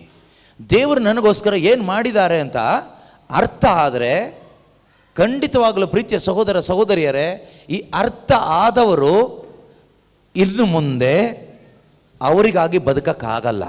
If you truly understand what God has done for you, you cannot live for yourself or you cannot live for this world.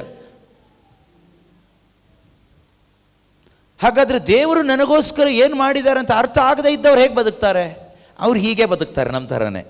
ಏನು ಸಿಗುತ್ತೆ ದೇವರಿಂದ, ಏನು ಅದ್ಭುತ ಮಾಡ್ಬೋದು ದೇವರು ಅಂತ ಸ್ವಲ್ಪ ಟೈಮ್ ಪಾಸ್ ಥರ. ಭಾನುವಾರ ಚರ್ಚಿಗೆ ಬರ್ತೀವಿ, ನಮ್ಮ ಒಂದು ಸಾಂಪ್ರದಾಯಿಕ ಕಾರ್ಯಗಳನ್ನು ಮುಗಿಸ್ತೀವಿ, ಇನ್ನೇನೇನೋ ಎಲ್ಲ ಮಾಡ್ತೀವಿ, ಮಾಮೂಲಿಯಾಗಿ ಬದುಕ್ತೀವಿ. ಇವತ್ತು ಅದೇ ರೀತಿ ಜೀವನ ನಮ್ಮದಾಗಿದೆ ಅನೇಕರದು. ಕಾರಣ ಏನು ಅಂದರೆ ದೇವರು ನನಗೋಸ್ಕರ ಏನು ಮಾಡಿದ್ದಾರೆ, what god did for me.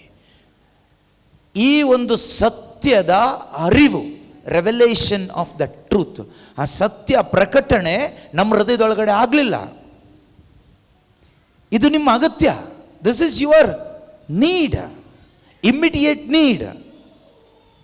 ನೀವು ಯೋಚನೆ ಮಾಡ್ಬೋದು, ನನಗೆ ಅಗತ್ಯ ಈಗ ಅರ್ಜೆಂಟಾಗಿ 10,000 ಬೇಕು, ಅರ್ಜೆಂಟಾಗಿ ನನಗೆ ಫಾರಿನಿಗೆ ಹೋಗಬೇಕು, ಅರ್ಜೆಂಟಾಗಿ ಮಕ್ಕಳಿಗೆ ಮದುವೆ ಆಗಬೇಕು, ಅರ್ಜೆಂಟಾಗಿ ಒಂದು ಜಾಬ್ ಬೇಕೇ ಬೇಕು, ಅರ್ಜೆಂಟಾಗಿ ಮನೆ ಕಟ್ಟಬೇಕು.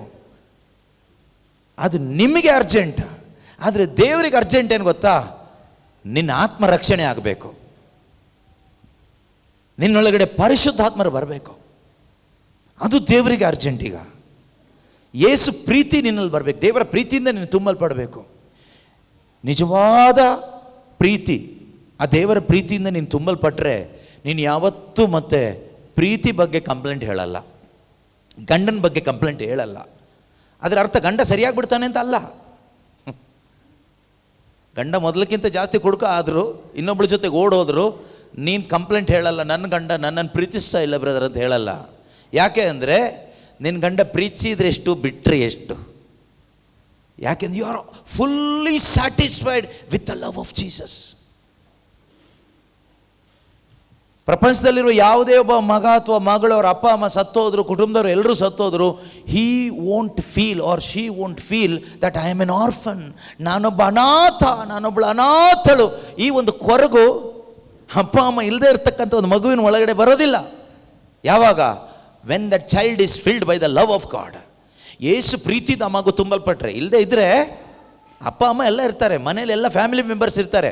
ಕೆಲವರು ಹೇಳ್ತಾರಲ್ವ, ಐ ಆಮ್ ಫೀಲಿಂಗ್ ಲೋನ್ಲಿ. ಯಾಕಪ್ಪ ಅಪ್ಪ ಅಮ್ಮ ಸತ್ತೋಗ್ಬಿಟ್ರೆ ಕೇಳಿದರೆ, ನಾನು ಸುಮಾರು ಜನ ಕೇಳಿದ್ದೀನಿ, ಫೀಲಿಂಗ್ ಲೋನ್ಲಿ ಬ್ರದರ್. ಹೌದಾ? ಯಾಕೆ? ಮನೇಲೆಲ್ಲ ಸತ್ತೋಗ್ಬಿಟ್ರ? ಇಲ್ಲ, ಎಲ್ಲರೂ ಇದ್ದಾರೆ. ಅಪ್ಪ ಇಲ್ವಾ? ಇದ್ದಾರೆ. ಅಮ್ಮ ಇದ್ದಾರೆ. ಊಟ ಹಾಕಲ್ವಾ? ಹಾಕ್ತಾರೆ. ಚೆನ್ನಾಗಿ ನೋಡ್ಕೊಳ್ಳಲ್ವಾ? ಚೆನ್ನಾಗಿ ನೋಡ್ಕೊಳ್ತಾರೆ. But still I feel lonely. Yes, ಈ ಪ್ರಪಂಚದಲ್ಲಿ ನಿನಗೆ ಎಷ್ಟು ಯಾರೆಲ್ಲ ಊಟ ಹಾಕಿದ್ರು, ಬಟ್ಟೆ ಕೊಟ್ಟರು, ಎಜುಕೇಷನ್ ಕೊಟ್ಟರು, ಏನು ಕೊಟ್ಟರು, ಮುತ್ತು ಕೊಟ್ಟರು, ಏನು ಕೊಟ್ಟರು ಕೂಡ ಸ್ಟಿಲ್ ಯು ಫೀಲ್ ಲೋನ್ಲಿ. ಈ ಲೋನ್ಲಿನೆಸ್ ಒಳಗಡೆ ಇರೋದು ಹೋಗಬೇಕಾದ್ರೆ your heart must be filled by the love of God. Then you won't feel lonely. ಈ ದೇವರ ಯೇಸು ಪ್ರೀತಿಯಿಂದ ನಿಜವಾಗಲೂ ತುಂಬಲ್ಪಟ್ಟವರಿಗೆ ಲೋನ್ಲಿನೆಸ್ ಫೀಲ್ ಆಗೋದಿಲ್ಲ. ನನಗೆ ಯಾರೂ ಇಲ್ಲ, ನನಗೆ ಸಹಾಯ ಮಾಡಲಿಕ್ಕೆ ಯಾರೂ ಇಲ್ಲ, ನನಗೆ ಹೆಲ್ಪ್ ಮಾಡಲಿಕ್ಕೆ ಯಾರೂ ಇಲ್ಲ. You won't feel like that. Complaint ಹೇಳೋದಿಲ್ಲ. ಕಾರಣ ದೇವರ ಪ್ರೀತಿಗೆ ಅಷ್ಟೊಂದು ಶಕ್ತಿ ಇದೆ. And God wants, God is desiring that everyone should be filled by His love. ಅವರ ಪ್ರೀತಿಯಿಂದ ಪ್ರತಿಯೊಬ್ಬರು ತುಂಬಲ್ಪಟ್ಟು ಪರಸ್ಪರ ಪ್ರೀತಿಸ್ತಾ ಬದುಕಬೇಕೆಂದೇ ದೇವರು ನಮ್ಮನ್ನು ಸೃಷ್ಟಿ ಮಾಡಿದ್ದು. ದೇವರು ನಮ್ಮನ್ನು ಸೃಷ್ಟಿ ಮಾಡಿದ ಉದ್ದೇಶ ಅವರ ಪ್ರೀತಿಯಿಂದ ತುಂಬಲ್ಪಟ್ಟು ಆ ಪ್ರೀತಿಯಲ್ಲಿ ನಾವು ಜೀವಿಸಬೇಕು ಎಂದೇ ದೇವರು ನಮ್ಮನ್ನು ಸೃಷ್ಟಿ ಮಾಡಿದ್ವಿ. ಅದಲ್ಲದೆ ನಮ್ಮ ಈ ಚಾಕ್ಲೇಟ್ ಬಿಸ್ಕೆಟ್ ಪ್ರೀತಿಯಲ್ಲಿ ಅಲ್ಲ. ಆ ಪ್ರೀತಿಯಲ್ಲಿ ಜೀವಿಸ್ಲಿಕ್ಕೆ ದೇವರು ಸೃಷ್ಟಿ ಮಾಡಿಲ್ಲ. ಅದರಲ್ಲಿ ಸ್ಯಾಟಿಸ್ಫ್ಯಾಕ್ಷನ್ ಇಲ್ಲ. ಎಷ್ಟು ಚಾಕ್ಲೇಟ್ ತಿಂದರೂ ಮತ್ತೆ ಕಂಪ್ಲೇಂಟ್ ಹೇಳ್ತೀವಿ, ನನಗೆ ಕೊಟ್ಟಿಲ್ಲ, ಅವ್ರಿಗೆ ಜಾಸ್ತಿ ಕೊಟ್ರಿ ಅಲ್ವಾ? ಆದರೆ ಯೇಸು ಪ್ರೀತಿ ಒಬ್ಬ ಮನುಷ್ಯನ ಒಳಗಡೆ ಬಂದರೆ, ತುಂಬಲ್ಪಟ್ಟರೆ, ಅವನ ಬಾಯಲ್ಲಿ ಕಂಪ್ಲೇಂಟ್ ಬರಲ್ಲ, ಅವನ ಬಾಯಲ್ಲಿ ಬರೋದು ಪ್ರೈಸಿಂಗ್ ಬರುತ್ತೆ. Thank you Jesus, praise you Jesus, thank you father. ಎಲ್ಲದಕ್ಕೂ ಥ್ಯಾಂಕ್ಸ್ ಹೇಳಲಿಕ್ಕಾಗತ್ತೆ ದೇವರಿಗೆ. ಆದರೆ ಇವತ್ತು ನಾವು ಕ್ರೈಸ್ತರಾಗಿದ್ದರೂ ಕೂಡ ದೇವ್ರ ಮುಂದೆ ಕಂಪ್ಲೇಂಟ್ ಹೇಳ್ತೀವಿ, ನನ್ನ ಗಂಡನ ಸರಿ ಮಾಡಿ. ಎಷ್ಟೋ ಹೆಂಡತಿಯರ ಪ್ರಾರ್ಥನೆ ಏನು ಗೊತ್ತಾ? ಒಂದೇ ಪ್ರಾರ್ಥನೆ. ಅನೇಕ ಹೆಂಡತಿಯರ ಏಕೈಕ ಪ್ರಾರ್ಥನೆ ಏನು ಅಂದರೆ, ನನ್ನ ಗಂಡನ ಹೇಗಾದರೂ ಸರಿ ಮಾಡಿ ದೇವರೇ. ಗಂಡಂದ್ರ ಪ್ರಾರ್ಥನೆ, ನನ್ನ ಹೆಂಡತಿನ ಹೇಗಾದರೂ ಸರಿ ಮಾಡಿ ದೇವರೇ. ಮಕ್ಕಳ ಪ್ರಾರ್ಥನೆ, ನಮ್ಮ ಅಪ್ಪ ಅಮ್ಮನ ಸರಿ ಮಾಡಿ ದೇವರೇ. ಈ ಸರಿ ಮಾಡಿ ಅಂದರೆ ಅರ್ಥ ಏನು ಗೊತ್ತಾ?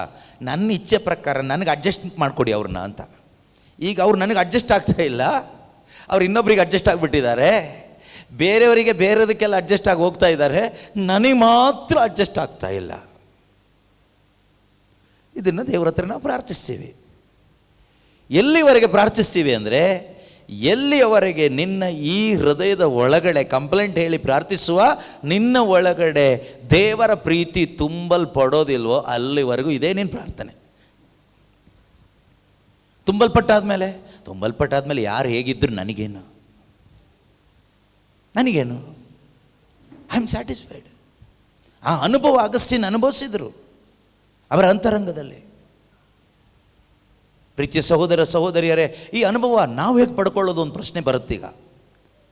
ನೀವು ಹೇಳ್ತೀರಿ ಯೇಸು ಪ್ರೀತಿಯಿಂದ ತುಂಬಲ್ಪಡಬೇಕು ಅಂತ. ಹೇಗೆ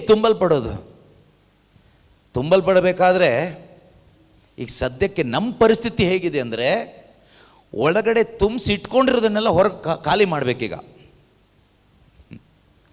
ಒಳಗಡೆ ತುಂಬಿಸಿಟ್ಕೊಂಡಿರೋದನ್ನೆಲ್ಲ ಖಾಲಿ ಮಾಡಬೇಕು. ಅದಕ್ಕೇನೆ ಯೇಸು ಸ್ವಾಮಿ ಅವರ ಫಸ್ಟ್ ಪ್ರೀಚಿಂಗಲ್ಲಿ ಏನು ಹೇಳಿದ್ರು ಗೊತ್ತಾ? ರಿಪೆಂಟ್ ಅಂದರೆ ಖಾಲಿ ಮಾಡಿ ಅಂತ. ಏನು ಖಾಲಿ ಮಾಡಿ? ಒಳಗಡೆ ಇರೋದನ್ನು ಖಾಲಿ ಮಾಡಿ, ಎಂಟಿ ಮಾಡಿ.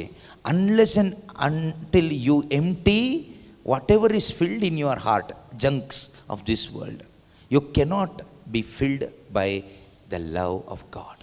ನಮ್ಮ ಒಳಗಡೆ ಮನುಷ್ಯನ ಮನಸ್ಸಿನ ಒಳಗಡೆ, ಹೃದಯದ ಒಳಗಡೆ ಇರ್ತಕ್ಕಂತಹ ಪ್ರಾಪಂಚಿಕವಾದದ್ದೆಲ್ಲ ಇದೆಯಲ್ವಾ, ಏನೆಲ್ಲ ಇದೆಯೋ ನಮ್ಮ ಹೃದಯಗಳಲ್ಲಿ, ಇದು ಎಂಟಿ ಆಗದೆ, ಇದು ಖಾಲಿ ಆಗದೆ, ಸ್ವಾರ್ಥ ಇದೆ, ಅವಿಶ್ವಾಸ ಇದೆ, that is very dangerous. False teaching ಇದೆ, ತಪ್ಪಾದ ಬೋಧನೆಗಳಿದೆ, ಫಾಲ್ಸ್ ಅಂಡರ್ಸ್ಟ್ಯಾಂಡಿಂಗ್ ಆಫ್ ಗಾಡ್, ದೇವರ ಬಗ್ಗೆ ತಪ್ಪಾದ ಅರಿವಿದೆ, ಫಾಲ್ಸ್ ಫೇತ್, ತಪ್ಪಾದ ವಿಶ್ವಾಸ ಇದೆ, ಫಾಲ್ಸ್ ಬಿಲೀಫ್, ತಪ್ಪಾದ ನಂಬಿಕೆಗಳು. ಅದೇ ರೀತಿ ಸೆಲ್ಫ್ ಸೆಂಟರ್ಡ್ನೆಸ್, ಲಸ್ಟ್, ಪ್ರೈಡ್, ಇದೆಲ್ಲ ಮನುಷ್ಯನ ಹೃದಯದೊಳಗಡೆ ತುಂಬಿಕೊಂಡು ನೀವು ಕೈ ಎತ್ತಿ ಎಷ್ಟು ಪ್ರಾರ್ಥಿಸಿದ್ರು, ಬೊಬ್ಬೆ ಹಾಕಿದ್ರು, ಕೂಗಿದ್ರು, ಯಾವ ಪ್ರೀತಿನೂ ಅನುಭವ ಆಗಲ್ಲ. ಏನೋ ಒಂದು ಶಕ್ತಿ ಮೈ ಮೇಲೆ ಬಂದಂಗೆಲ್ಲ ಆಗುತ್ತೆ, ಏನೋ ಓಡಾಡ್ದಂಗೆಲ್ಲ ಆಗುತ್ತೆ, ಕೆಲವರು ಕಿರಿಸ್ತೀರಿ, ಕೂಗ್ತೀರಿ, ಬೀಳ್ತೀರಿ, ಇದೆಲ್ಲ ಆಗುತ್ತೆ. ಆದರೆ ಒಳಗಡೆ ದೇವರ ಪ್ರೀತಿಯ ಅನುಭವ ಆಗಲ್ಲ. ಅದರಿಂದ ಒಳಗಡೆ ಇರ್ತಕ್ಕಂಥ ಜಂಕ್ಸ್ ಎಲ್ಲ ಹೊರಗಡೆ ಹೋಗಬೇಕು. ಅವಿಶ್ವಾಸ ಹೊರಗಡೆ ಹೋಗಬೇಕು, ಮೂಢನಂಬಿಕೆ ಹೊರಗಡೆ ಹೋಗಬೇಕು, ಈ ಸ್ವಾರ್ಥ, ಅದರಿಂದ ಬರುವ ಸುಳ್ಳು, ಓಕೆ, ಇದೆಲ್ಲ ಹೊರಗಡೆ ಹೋಗಬೇಕು. ಈಗ ಇದನ್ನು ಹೊರಗಡೆ ಹಾಕೋದು ಯಾರು? ಹೊರಗಡೆ ಹಾಕಿ ಆದಮೇಲೆ ಮತ್ತೆ ಒಳಗಡೆ ತುಂಬಿಸ್ಕೋಬೇಕು. ಈ ಹೊರಗಡೆ ಹಾಕ್ಲಿಕ್ಕೆ ಒಳಗಡೆ ತುಂಬಿಸ್ಕೊಳ್ಳಿಕ್ಕೆ ಇರ್ತಕ್ಕಂಥದ್ದು ಒಂದೇ ದಾರಿ. ಆ ದಾರಿ ಏನು ಗೊತ್ತಾ? ದೇವರ ವಾಕ್ಯ, ಶುಭ ಸಂದೇಶ. ಅದಕ್ಕೋಸ್ಕರನೇ ಯೇಸು ಸ್ವಾಮಿ ತಮ್ಮ ಶಿಷ್ಯರಿಗೆ ಹೇಳಿದ್ದು, ನೀವು ಹೋಗಿ ಎಲ್ಲ ಜನರಿಗೂ ಏನು ಹೇಳಿ ಅಂತ ಹೇಳಿದರು? ನೀವು ಹೋಗಿ ಎಲ್ಲ ಜನರಿಗೂ go and proclaim the gospel to all the people. ಯಾಕೆ ಈ ಶುಭ ಸಂದೇಶ ಸಾರಿ ಅಂತ ಹೇಳಿದರು? ಯೇಸುವಿಗೆ ಚೆನ್ನಾಗಿ ಗೊತ್ತಿತ್ತು, ಈ ಶುಭ ಸಂದೇಶವನ್ನು ಸಾರುವಾಗ ಪ್ರತಿಯೊಬ್ಬರ ಹೃದಯದಲ್ಲಿರ್ತಕ್ಕಂಥ ಮೂಢನಂಬಿಕೆ ಹೋಗುತ್ತೆ, ಅವಿಶ್ವಾಸ ಹೋಗುತ್ತೆ, ಸ್ವಾರ್ಥ ಸತ್ತು ಹೋಗುತ್ತೆ, ಅಜ್ಞಾನ ಹೋಗುತ್ತೆ, ಪಾಪದ ಆ ಬಂಧನ ಮುರಿದು ಹೋಗುತ್ತೆ. ಮಾತ್ರವಲ್ಲ, ಮನುಷ್ಯನ ಹೃದಯದೊಳಗಡೆ ವಿಶ್ವಾಸ ಬರುತ್ತೆ, ದೈವ ಭಯ ಬರುತ್ತೆ, ಶ್ರದ್ಧೆ ಬರುತ್ತೆ, ಪ್ರೀತಿ ಬರುತ್ತೆ. ದೇವರ ಪ್ರೀತಿಯಿಂದ ಮನುಷ್ಯ ತುಂಬಲ್ಪಡ್ತಾನೆ ಅಂತ. ಶುಭ ಸಂದೇಶಕ್ಕೆ ಅಷ್ಟೊಂದು ಶಕ್ತಿ ಇದೆ. As you are listening the true gospel of the kingdom of God, ಸ್ವರ್ಗ ರಾಜ್ಯದ ಶುಭ ಸಂದೇಶವನ್ನು ನೀವು ಆಲಿಸ್ತಾ ಇರುವಾಗ, ಪ್ರೀತಿಯ ಸಹೋದರ ಸಹೋದರಿಯರೇ, Holy Spirit gives convictions in your heart. ಪವಿತ್ರ ಆತ್ಮರು ನಮ್ಮ ಹೃದಯದಲ್ಲಿ ಏನು ಕೊಡ್ತಾರೆ? ಒಂದು ಮನವರಿಕೆ ಕೊಡ್ತಾರೆ. ಏನು ಮನವರಿಕೆ ಕೊಡ್ತಾರೆ ಅಂದರೆ, ನಾನೊಬ್ಬ ದೊಡ್ಡ ಪಾಪಿ ಎಂಬ ಮನವರಿಕೆ ಪರಿಶುದ್ಧಾತ್ಮರು ಕೊಡ್ತಾರೆ. I am a big sinner. ನಾನೇನಾದರೂ ಈ ಪರಿಸ್ಥಿತಿಯಲ್ಲಿ ಸತ್ತೋಗ್ಬಿಟ್ರೆ 100% I will go to hell. Eternally I will be separated from God. ದೇವರಿಂದ ನಿತ್ಯವೂ ಬೇರ್ಪಟ್ಟ ಒಂದು ದುರವಸ್ಥೆಗೆ ನಾನು ಹೋಗಬೇಕಾಗ್ತದೆ. ನನ್ನ ಆತ್ಮ ಆ ನಿತ್ಯ ಅಗ್ನಿಗೆ, ಅಂದರೆ ದೇವರಿಂದ ನಿತ್ಯವೂ ಬೇರ್ಪಟ್ಟ ಒಂದು ದುರವಸ್ಥೆಗೆ, ಇನ್ನೆಂದೆಂದಿಗೂ ದೇವರನ್ನ ಭೇಟಿ ಆಗದ ಒಂದು ದುರವಸ್ಥೆಗೆ ನಾನು ಹೋಗಬೇಕಾಗ್ತದೆ ಎಂಬ ಮನವರಿಕೆ ಯಾರು ಕೊಡ್ತಾರೆ? ಹೋಲಿ ಸ್ಪಿರಿಟ್ ಕೊಡ್ತಾರೆ. ಆಗ ನಾನೇನು ಮಾಡ್ತೀನಿ ಅಂದರೆ, ದೇವರೇ ಕಾಪಾಡಪ್ಪ ಅಂತ ಮೊರೆ ಇಡ್ತೀನಿ. Then I will seek the Lord. ದೇವರೇ ಕಾಪಾಡಿ, ನನಗೆ ಬೇಕು, ರಕ್ಷಣೆ ಬೇಕು. ಹಾಗೆ ಆ ಶುಭ ಸಂದೇಶವನ್ನು ಆಲಿಸುವಾಗ ನಮಗೆ ಅರ್ಥ ಆಗುತ್ತೆ, ನೀನೇನು ಮೊರೆ ಇಡೋದು ಬೇಡಪ್ಪ, ನಿನಗೋಸ್ಕರ ದೇವರು ತಯಾರು ಮಾಡಿಟ್ಟಿದ್ದಾರೆ. ಈ ರಕ್ಷಣೆ ಅಂತಕ್ಕಂಥದ್ದು ನಿನಗೋಸ್ಕರ ದೇವರು ತಯಾರು ಮಾಡಿಟ್ಟಿದ್ದಾರೆ. ಅದನ್ನು ಅವರು ಪ್ರಕಟಪಡಿಸ್ಕೊಡ್ತಾರೆ. ಯಾವಾಗ ತಯಾರು ಮಾಡಿಟ್ಟಿದ್ದಾರೆ? ಜಗತ್ತು ಸೃಷ್ಟಿಯಾಗುವ ಮೊದಲೇ, ಲೋಕ ಸೃಷ್ಟಿಗೆ ಮೊದಲೇ, ಈ ಜಗತ್ತಿಗೆ ಅಡಿಪಾಯ ಹಾಕೋದಕ್ಕಿಂತ ಮುಂಚಿತವಾಗಿಯೇ. ಹೇಗೆ? ತನ್ನ ಏಕೈಕ ಪುತ್ರನಾದ ಯೇಸು ಕ್ರಿಸ್ತನನ್ನು ಬಲಿಯಾಗಿ ಅರ್ಪಿಸುವುದರ ಮುಖಾಂತರ. ಪೇತ್ರನು ಬರೆದ ಮೊದಲನೇ ಪತ್ರಿಕೆ 1ನೇ ಅಧ್ಯಾಯ, 1 Peter chapter 1 verse 17 ಅನಿಸುತ್ತೆ. ಅಲ್ಲಿ ಹೇಳ್ತಾರೆ, ಯಾವಾಗ ಯೇಸು ಸ್ವಾಮಿಯ ಈ ಒಂದು ಬಲಿ ಅರ್ಪಣೆಯನ್ನು ದೇವರು ಪ್ಲ್ಯಾನ್ ಮಾಡಿದರು ಅಂತ. 1 ಪೇತ್ರ 1ನೇ ಅಧ್ಯಾಯ 18. ನಿಮ್ಮ ಪೂರ್ವಜರಿಂದ ಪರಂಪರೆಯಾಗಿ ಬಂದಿರುವ ನಿರರ್ಥಕ ನಡವಳಿಕೆಯಿಂದ. 1 Peter chapter 1 verse 18, 19 and 20. ನಿಮ್ಮ ಪೂರ್ವಜರಿಂದ ಪರಂಪರೆಯಾಗಿ ಬಂದಿರುವ ನಿರರ್ಥಕ ನಡವಳಿಕೆಯಿಂದ ನಿಮ್ಮನ್ನು ಬಿಡುಗಡೆ ಮಾಡಲು ಕೊಡಲಾದ ಬೆಲೆಯು ಎಂಥದ್ದೆಂದು ನಿಮಗೆ ತಿಳಿದಿದೆ. ಅದು ನಶಿಸಿ ಹೋಗುವ ಬೆಳ್ಳಿ ಬಂಗಾರವಲ್ಲ, ಬದಲಿಗೆ ಯಾವ ನ್ಯೂನ್ಯತೆಯೂ ಇಲ್ಲದ, ಯಾವ ಕಳಂಕವೂ ಇಲ್ಲದ ಬಲಿಯ ಕುರಿಮರಿಯಂಥ ಕ್ರಿಸ್ತ ಯೇಸುವಿನ ಅಮೂಲ್ಯ ರಕ್ತವೇ ಆ ಬೆಲೆ. ವಿಶ್ವ ಸೃಷ್ಟಿಗೆ ಮೊದಲೇ ಯೇಸು ಕ್ರಿಸ್ತರನ್ನು ದೇವರು ಇದಕ್ಕೆಂದು ಗೊತ್ತು ಮಾಡಿದ್ದರು. ಈ ಅಂತಿಮ ದಿನಗಳಲ್ಲಿ ನಿಮಗೋಸ್ಕರ ಯೇಸು ಪ್ರತ್ಯಕ್ಷರಾದರು. Praise the Lord. ವಿಶ್ವ ಸೃಷ್ಟಿಗೆ ಮೊದಲೇ ದೇವರು ಈ ಪ್ಲ್ಯಾನ್ ಮಾಡಿದರು. ಯೇಸು ಕ್ರಿಸ್ತರನ್ನು ಇದಕ್ಕೆಂದು ಗೊತ್ತು ಮಾಡಿದರು. ಯಾವುದಕ್ಕೆಂದು ಗೊತ್ತು ಮಾಡಿದರು? ದೇವರಿಗೆ ಗೊತ್ತಿತ್ತು, ಈ ಜನರು, ಈ ಪ್ರಪಂಚದಲ್ಲಿ ಸೃಷ್ಟಿಸಲ್ಪಟ್ಟ ಮನುಷ್ಯರು ವಂಶ ಪಾರಂಪರ್ಯವಾಗಿ ಆದಾಮನಿಂದ ಹಿಡಿದು ಕೊನೆಯ ತನಕ, ನನ್ನ ತನಕ, ನಿಮ್ಮ ತನಕ ಮನುಷ್ಯ ಪಾಪ ಮಾಡಿಕೊಂಡೇ ಬದುಕ್ತಾನೆ. ಹೀಗೆ ಪಾಪ ಮಾಡಿಕೊಂಡು ಆದಾಮನಿಂದ ಮನುಷ್ಯ ಕುಲ ಪಾಪ ಮಾಡ್ತಾ ಬದುಕಿದರೆ ಕೊನೆಗೊಂದು ದಿನ ಅವರು ನಾಶವಾಗಿ ಹೋಗ್ತಾರೆ. ನಿತ್ಯ ನಾಶಕ್ಕೆ ನಾನು ಅವ್ರನ್ನ ಒಳಪಡಿಸಬೇಕಾಗ್ತದೆ. ಆದ್ದರಿಂದ ಈ ಮನುಷ್ಯರನ್ನ ನಾನು ಹೇಗಾದರೂ ಮಾಡಿ ನಿತ್ಯ ನಾಶದಿಂದ ಕಾಪಾಡಬೇಕು.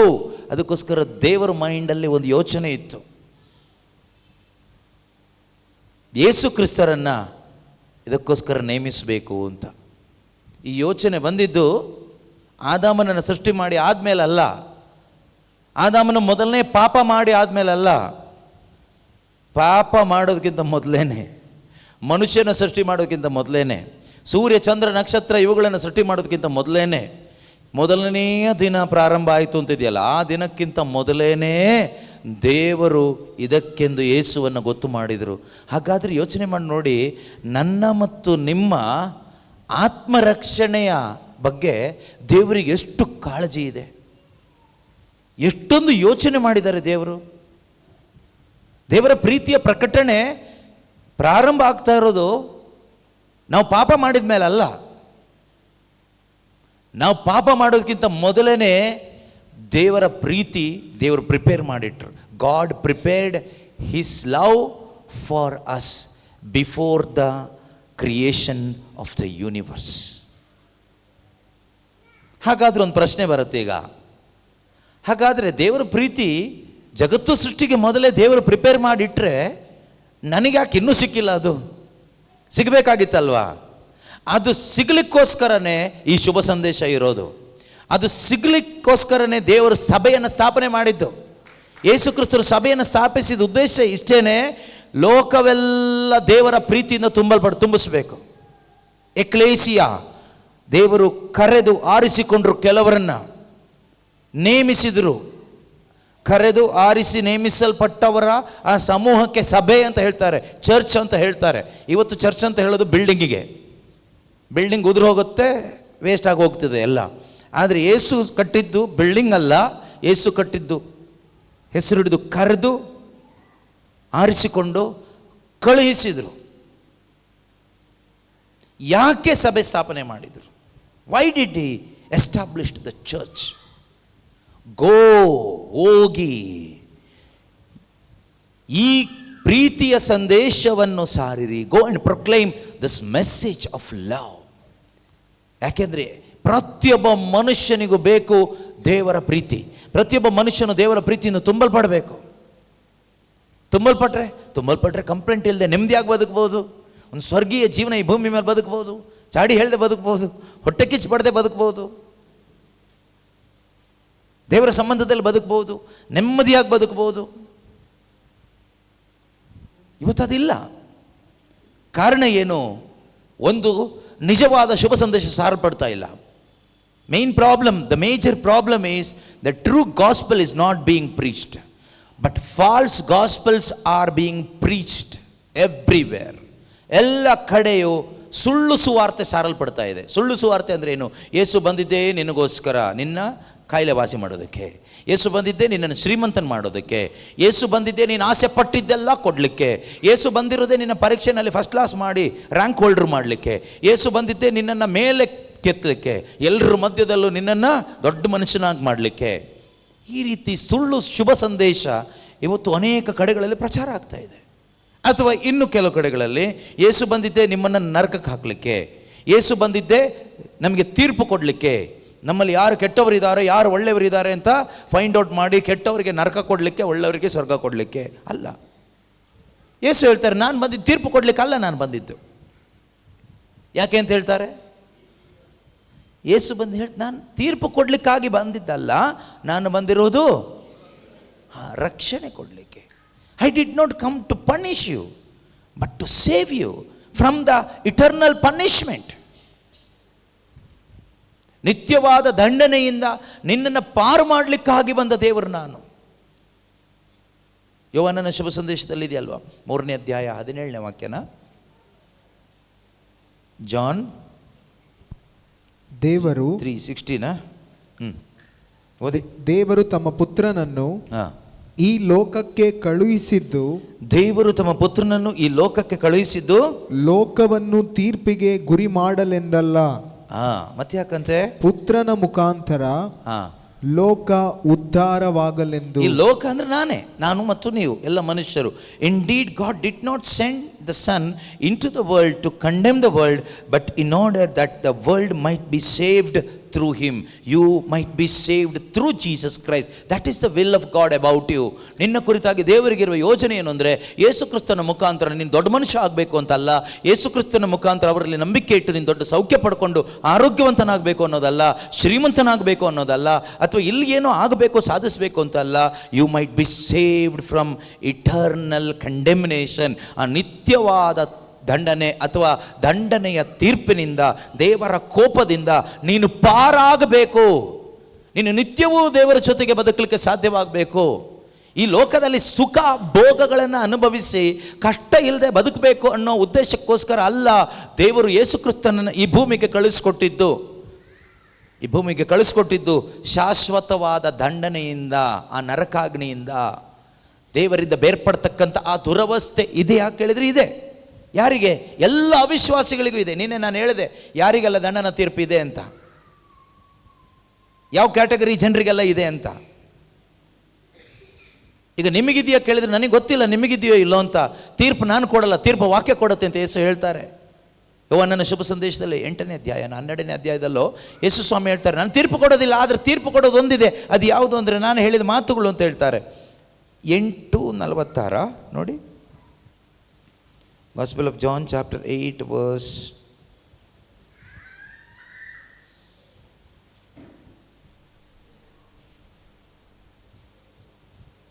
8 ನಾನು ಬಂದಿರೋದು ತೀರ್ಪು ಕೊಡಲಿಕ್ಕಾಗಿ ಅಲ್ಲ,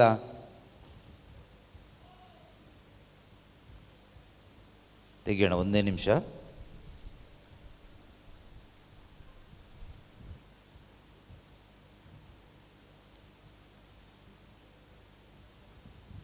ಆ 12ನೇ ಅಧ್ಯಾಯ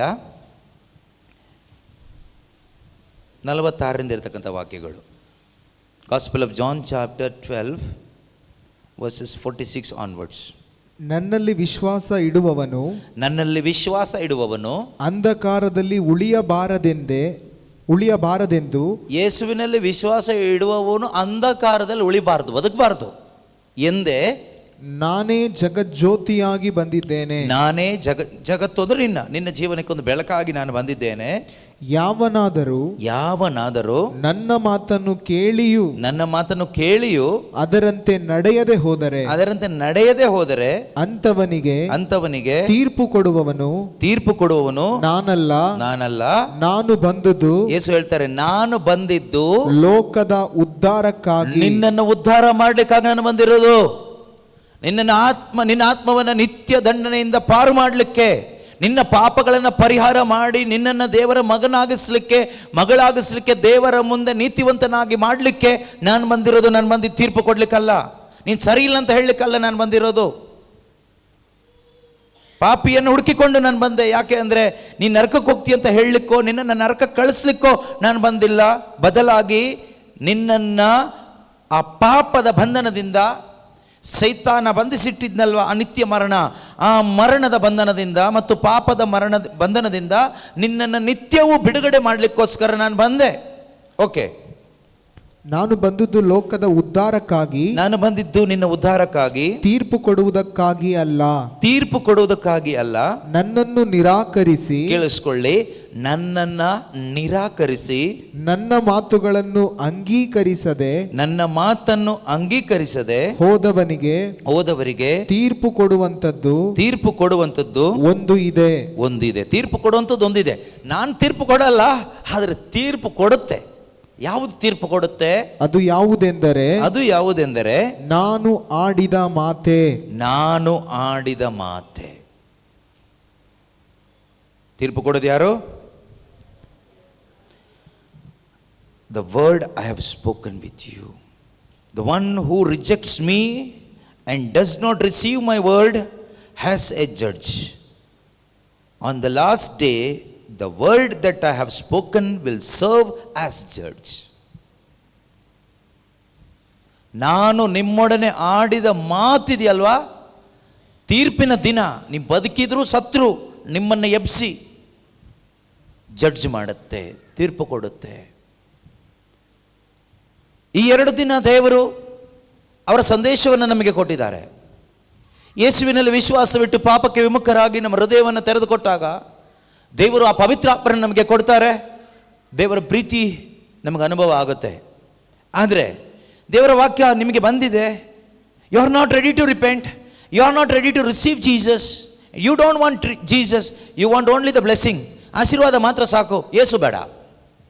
ನಮಗೆ ಲೋಕದಲ್ಲಿ ಸುಖವಾಗಿ ಬದುಕಬೇಕು, ಸ್ವರ್ಗ ಬೇಡ. ಆ ರೀತಿ ಇದ್ದರೆ ತೀರ್ಪು ಕೊಡುವಂಥದ್ದು ಒಂದಿದೆ, ಅವರ ಮಾತುಗಳು. One day you will be judged because you have rejected Jesus.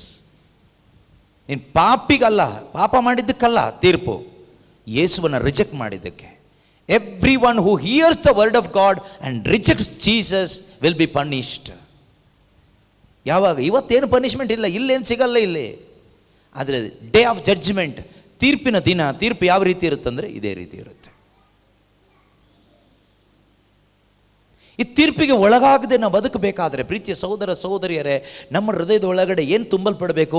ಯೇಸು ಪ್ರೀತಿ ತುಂಬಲ್ಪಡಬೇಕು. ಯೇಸು ಪ್ರೀತಿಯಿಂದ ತುಂಬಲ್ಪಟ್ಟ ಒಬ್ಬ ದೇವರ ಮಗ, ದೇವರ ಮಗಳು ಖಂಡಿತವಾಗಲೂ ಸ್ವಾರ್ಥಭರಿತ ಜೀವನ ಜೀವಿಸಕ್ಕಾಗಲ್ಲ. You cannot live a self centred life, world centred life, lust centred life if you are truly filled by the love of God. ನಿಜವಾಗಲೂ ದೇವರ ಪ್ರೀತಿಯಿಂದ ತುಂಬಿದ ಒಬ್ಬ ಮನುಷ್ಯ ಲೋಕ ಕೇಂದ್ರಿತ, ಸ್ವಾರ್ಥ ಕೇಂದ್ರಿತ, ಹಣ ಕೇಂದ್ರಿತ, ದುರಿಚ್ಛೆ ಕೇಂದ್ರಿತ ಜೀವನವನ್ನು ಜೀವಿಸಲಿಕ್ಕೆ ಆಗೋದಿಲ್ಲ. He will live Christ centred life, cross centred life. ಅವನ ಜೀವನ ಶಿಲುಬೆ ನೋಡಿ ಬದುಕ್ತಾನೆ, ಯೇಸುವನ್ನು ನೋಡಿ ಬದುಕ್ತಾನೆ, ಸ್ವರ್ಗವನ್ನು ನೋಡಿ ಬದುಕ್ತಾನೆ. ಅಂಥ ಒಂದು ಜೀವನ ದೇವರು ನಮಗೆ ಕೊಟ್ಟಿದ್ದಾರೆ, ಯೇಸು ಕ್ರಿಸ್ತನ ಮುಖಾಂತರ ಕೊಟ್ಟಿದ್ದಾರೆ. ಅವ್ರು ಏನು ಮಾಡಿದ್ದಾರೆ ನನಗೋಸ್ಕರ ಅನ್ನೋದು ಒಂದು ಚಿಕ್ಕ ಉದಾಹರಣೆ ನಾನು ನಿಮಗೆ ಹೇಳ್ತೇನೆ. ಒಂದು ಎಕ್ಸಾಂಪಲ್. ಒಬ್ಬ ನೇಣು ಶಿಕ್ಷೆಗೆ ಒಳಗಾದಂಥ ಒಬ್ಬ ಕೈದಿ.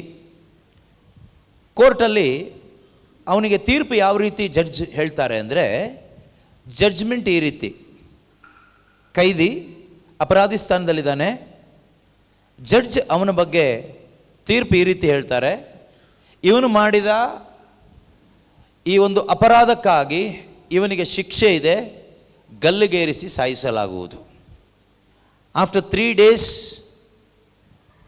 he will be punished, hanging. Okay, ನೇಣು ಹಾಕ್ತಾರೆ. ಎಷ್ಟು ದಿನ ಆದಮೇಲೆ?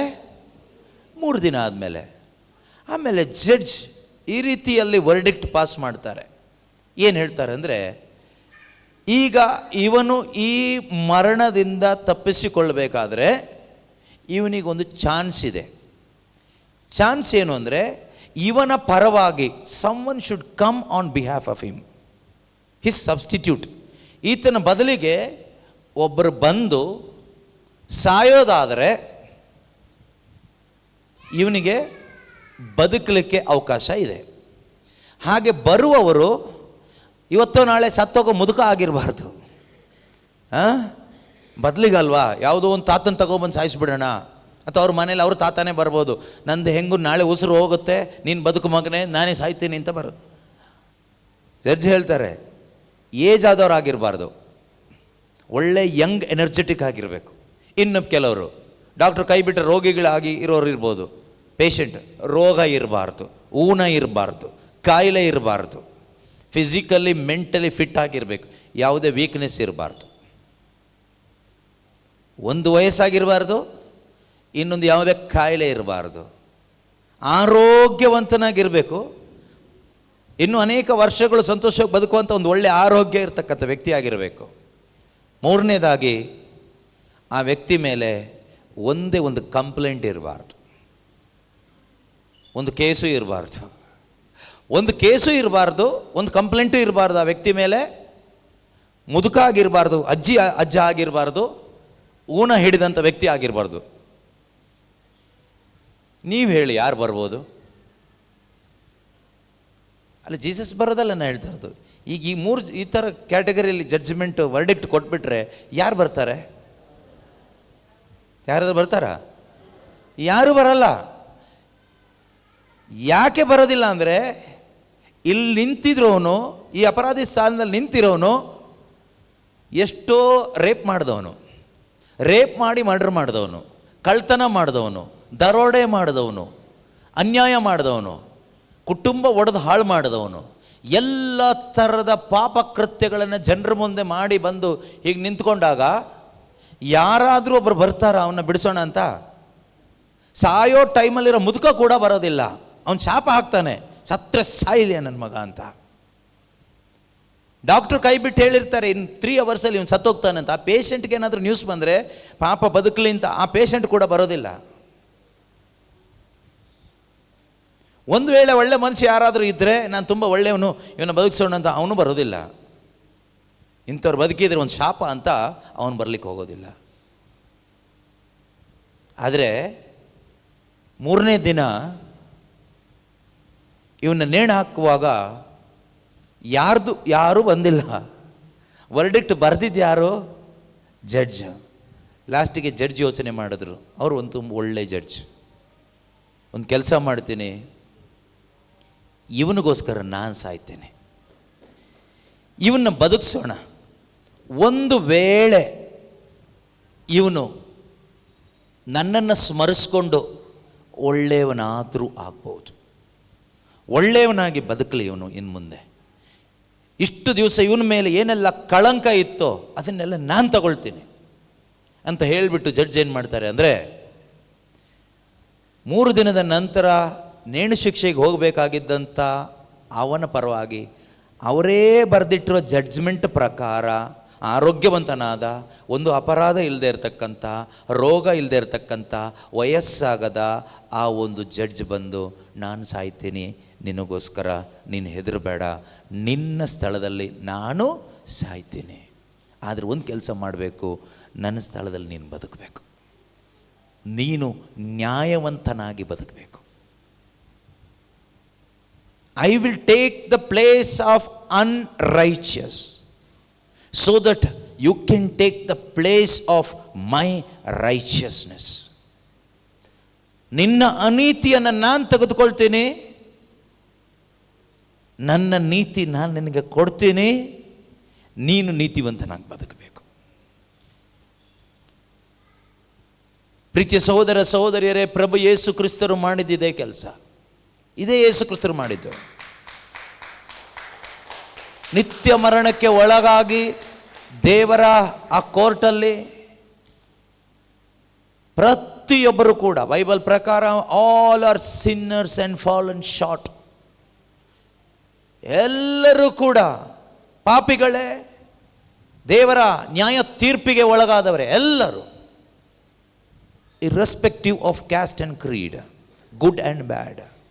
ಇಲ್ಲಿ ಒಳ್ಳೆಯವರು ಕೆಟ್ಟವರು, ಆ ಜಾತಿ ಈ ಜಾತಿ ಅಂತ ಏನಿಲ್ಲ, ಎಲ್ಲ ಮಾನವರು.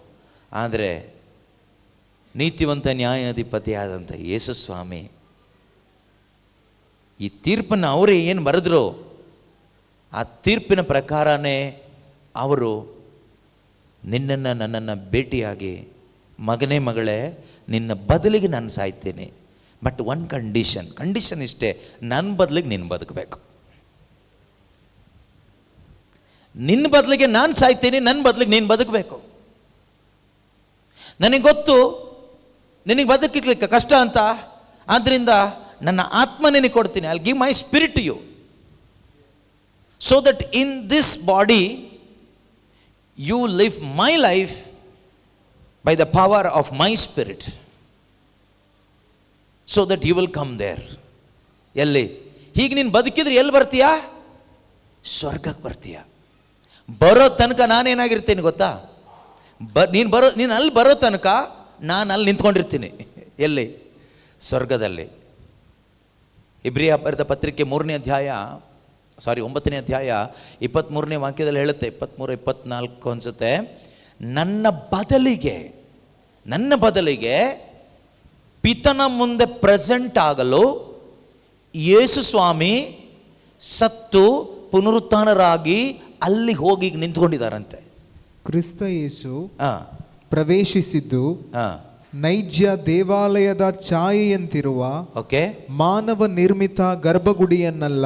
ಮಾನವ ನಿರ್ಮಿತ ಗರ್ಭಗುಡಿಯನ್ನು ಅವರು ಹಳೆ ಒಡಂಬಡಿಕೆ ಯಾಜಕನು ಪ್ರವೇಶಿಸುವ ಹಾಗೆ ಪ್ರವೇಶಿಸಿಲ್ಲ. ನಮ್ಮ ಪರವಾಗಿ. ಯಾರ ಪರವಾಗಿ? ನನ್ನ ಪರವಾಗಿ. ನನ್ನ ಪರವಾಗಿ, ನಿನ್ನ ಪರವಾಗಿ, ಸಹೋದರ ನಿನ್ನ ಪರವಾಗಿ, ಯೋಗ್ಯತೆ ಇಲ್ಲದ ನಿನ್ನ ಪರವಾಗಿ ದೇವರ ಸಮ್ಮುಖದಲ್ಲಿ, ದೇವರ ನೀತಿವಂತನಾದ ಪರಿಶುದ್ಧನಾದ ದೇವರ ಸಮ್ಮುಖದಲ್ಲಿ ಉಪಸ್ಥಿತರಾಗಲು ಸಾಕ್ಷಾತ್ ಸ್ವರ್ಗವನ್ನೇ ಅವರು ಪ್ರವೇಶಿಸಿದರು.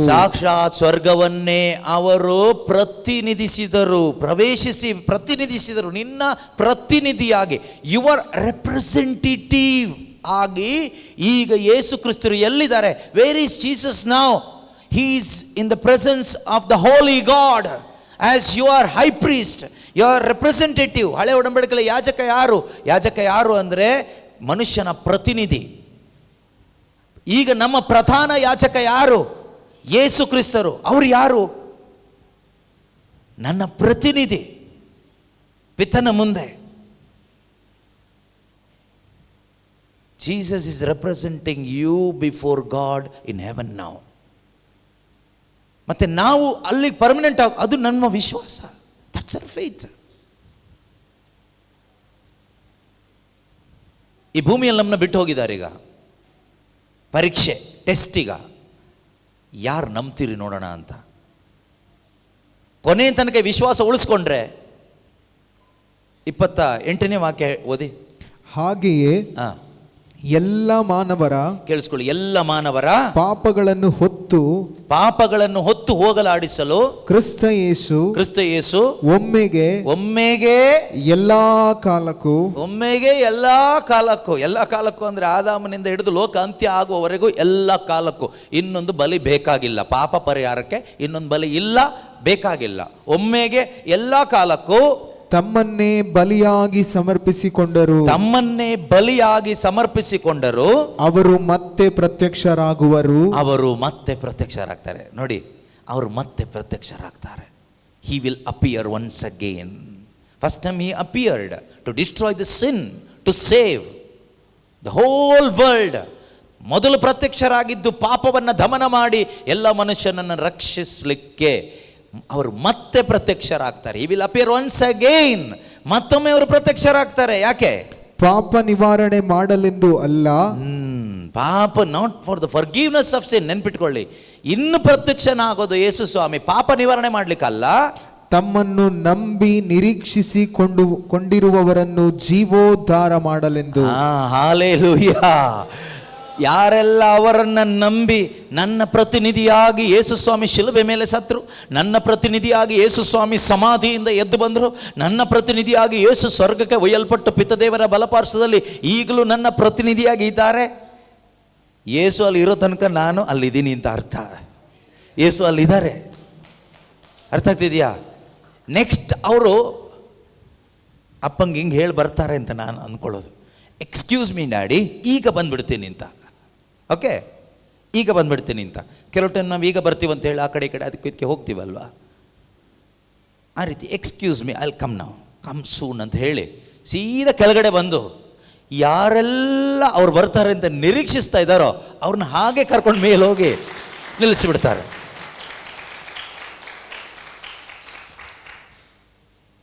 ಆಗ ನಿಂತ್ಕೊಳ್ಳೋದು ಪರ್ಮನೆಂಟ್ ಆಗಿ ನಿಂತ್ಕೊಳ್ಳೋದು.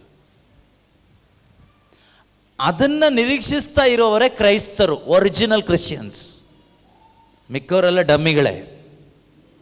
If you have this hope that Jesus will come soon to take me to the presence of the father, ಪಿತನ ಸನ್ನಿಧಿಗೆ ನನ್ನನ್ನು ನಿಲ್ಲಿಸಲಿಕ್ಕೋಸ್ಕರ ಯೇಸು ನನ್ನನ್ನು ಕರ್ಕೊಂಡು ಹೋಗ್ಲಿಕ್ಕೆ ಬರ್ತಾರೆ ಎಂಬ ನಿರೀಕ್ಷೆಯಲ್ಲಿ, ಸಿದ್ಧತೆಯಲ್ಲಿ, ಆ ದೇವರ ಪ್ರೀತಿಯಲ್ಲಿ ಆನಂದಿಸ್ತಾ ಬದುಕ್ತಾ ಇರುವವರೇ ನಿಜವಾದ ಕ್ರೈಸ್ತ ವಿಶ್ವಾಸಿಗಳು. ಅದೇ ಕ್ರೈಸ್ತ ಸಭೆ.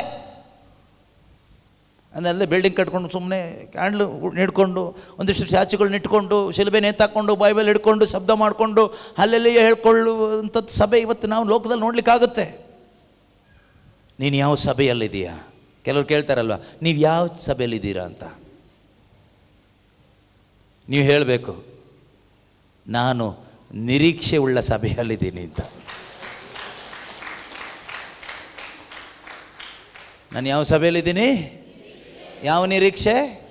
ನಾಳೆ ಎಲ್ಲ ಒಳ್ಳೇದಾಗತ್ತೆ ಅನ್ನೋ ನಿರೀಕ್ಷೆಯಲ್ಲಿರೋ ಸಭೆ ಅಲ್ಲ. ಮತ್ತು ಯಾವ ನಿರೀಕ್ಷೆ? ಒಂದೇ ಒಂದು ನಿರೀಕ್ಷೆ. ಯೇಸು ಸ್ಥಾಪಿಸಿದ ಸಭೆಗೆ ಇರೋದು ಒಂದೇ ಹೋಪ್. ಅದೇನು ಗೊತ್ತಾ? ಯೇಸು ಮತ್ತೆ ಬರ್ತಾರೆ, ಇದನ್ನು ಕರ್ಕೊಂಡು ಹೋಗ್ತಾರೆ. Praise the Lord. ಇನ್ನು ಈ ಒಂದು ದೇವರ ಪ್ರೀತಿಯನ್ನು ಅರ್ಥ ಮಾಡಿಕೊಂಡು ಈ ನಿರೀಕ್ಷೆಯಲ್ಲಿ ಬದುಕೋವನಿಗೆ ಈ ಲೋಕ ತಕ್ಕ ಸ್ಥಳ ಅಲ್ವೇ ಅಲ್ಲ. ತಕ್ಕ ಸ್ಥಳ ಅಲ್ಲ. ಕಷ್ಟ ಇದೆ, ಯಾತನೆ ಇದೆ. ಇದು ಅರ್ಥ ಆದವ್ರು ಏನು ಮಾಡ್ತಾರೆ ಗೊತ್ತಾ? ಸಾಯ್ಲಿಕ್ಕೆ ರೆಡಿ ಆಗ್ತಾರೆ. ಯೇಸು ಕ್ರಿಸ್ತನಿಗೋಸ್ಕರ ಎಷ್ಟೋ ಜನ ಸಾಯ್ಲಿಕ್ಕೆ ತಯಾರಾದರು, ಸತ್ರು, ರಕ್ತ ಸಾಕ್ಷಿಗಳಾದರು. ಯಾಕೆ ಅಂದರೆ ಅವರಿಗೆ ಮೊದಲನೇದಾಗಿ ದೇವರ ಪ್ರೀತಿಯ ಅನುಭವ ಆಯಿತು. ದೇವರ ಪ್ರೀತಿಯ ಅನುಭವ ಆಯಿತು, ಅವರಿಗೆ ನಿರೀಕ್ಷೆ ಸಿಕ್ತು, ಅವರಿಗೊಂದು ಕಾನ್ಫಿಡೆನ್ಸ್ ಸಿಕ್ತು, ಹೋಪ್ ಸಿಕ್ತು. Jesus will come. ನನ್ನ ಪ್ರತಿನಿಧಿಯಾದ ಯೇಸು ನನ್ನನ್ನು ಕರ್ಕೊಂಡು ಹೋಗ್ಲಿಕ್ಕೆ ಬರ್ತಾರೆ, ನಾನು ಹೋಗ್ತೀನಿ ಎಂಬ ಆ ಕಾನ್ಫಿಡೆನ್ಸ್ ಅವರಲ್ಲಿತ್ತು. ಅವರು ಯಾರಾದರೂ ಶತ್ರುಗಳು ಕ್ರೈಸ್ತರನ್ನ ಆದಿ ಧರ್ಮಸಭೆಯಲ್ಲಿ ಸಾಯಿಸ್ಲಿಕ್ಕೆ ಬಂದರೆ ನನ್ನ ಫಸ್ಟ್ ಸಾಯಿಸಿ ಅಂತ ಇದ್ದರು. ಯಾಕೆ ಗೊತ್ತಾ? ಬೇಗ ಹೋಗ್ಬೋದು, ನಾನು ಫಸ್ಟ್ ಹೋಗ್ಬೋದಲ್ಲ, ಅಲ್ಲಿ ಸೀಟ್ ಹಿಡ್ಕೊಂಡಿದ್ದಾರಲ್ಲ ಯೇಸು, ಅಲ್ಲೋಗಿ ಸೀಟಲ್ಲಿ ಕುತ್ಕೋಬೋದಲ್ಲ ಬೇಗ. ಈಗ ಧ್ಯಾನಕ್ಕೆ ಹೋಗೋದೇ ನನ್ನ ಉಳಿಸಿ ದೇವರೇ ಅಂತ ಹೇಳಲಿಕ್ಕೆ. ಯಾಕೆ ಅಂದರೆ ವಿಶ್ವಾಸ ಇಲ್ಲದೆ ಇರೋದ್ರಿಂದ, ನಮಗಿನ್ನೂ ಈ ಕೊಳೆತು ಹೋಗೋ ಶರೀರದ ಮೇಲೆ ತುಂಬ ವ್ಯಾಮೋಹ ಇರೋದ್ರಿಂದ, ಮತ್ತು ಲೋಕದ ದುರಿಚ್ಛೆಗಳಿಗೆ ನಾವು ಆಲ್ರೆಡಿ ಅಡಿಕ್ಟ್ ಆಗಿ ಬದುಕ್ತಾ ಇರೋದ್ರಿಂದ, ಮೂಢನಂಬಿಕೆಯಲ್ಲಿ ಬದುಕ್ತಾ ಇರೋದ್ರಿಂದ. ಯೇಸು ನಾಮದಲ್ಲಿ ಮೂಢತನ ಹೋಗಲಿ. ಶುಭ ಸಂದೇಶದ ಬೆಳಕು ನಿಮ್ಮ ಅಂತರಂಗವನ್ನು ಬಲಪಡಿಸಲಿ, ಚೈತನ್ಯಪಡಿಸಲಿ. ಆಮೇನ್.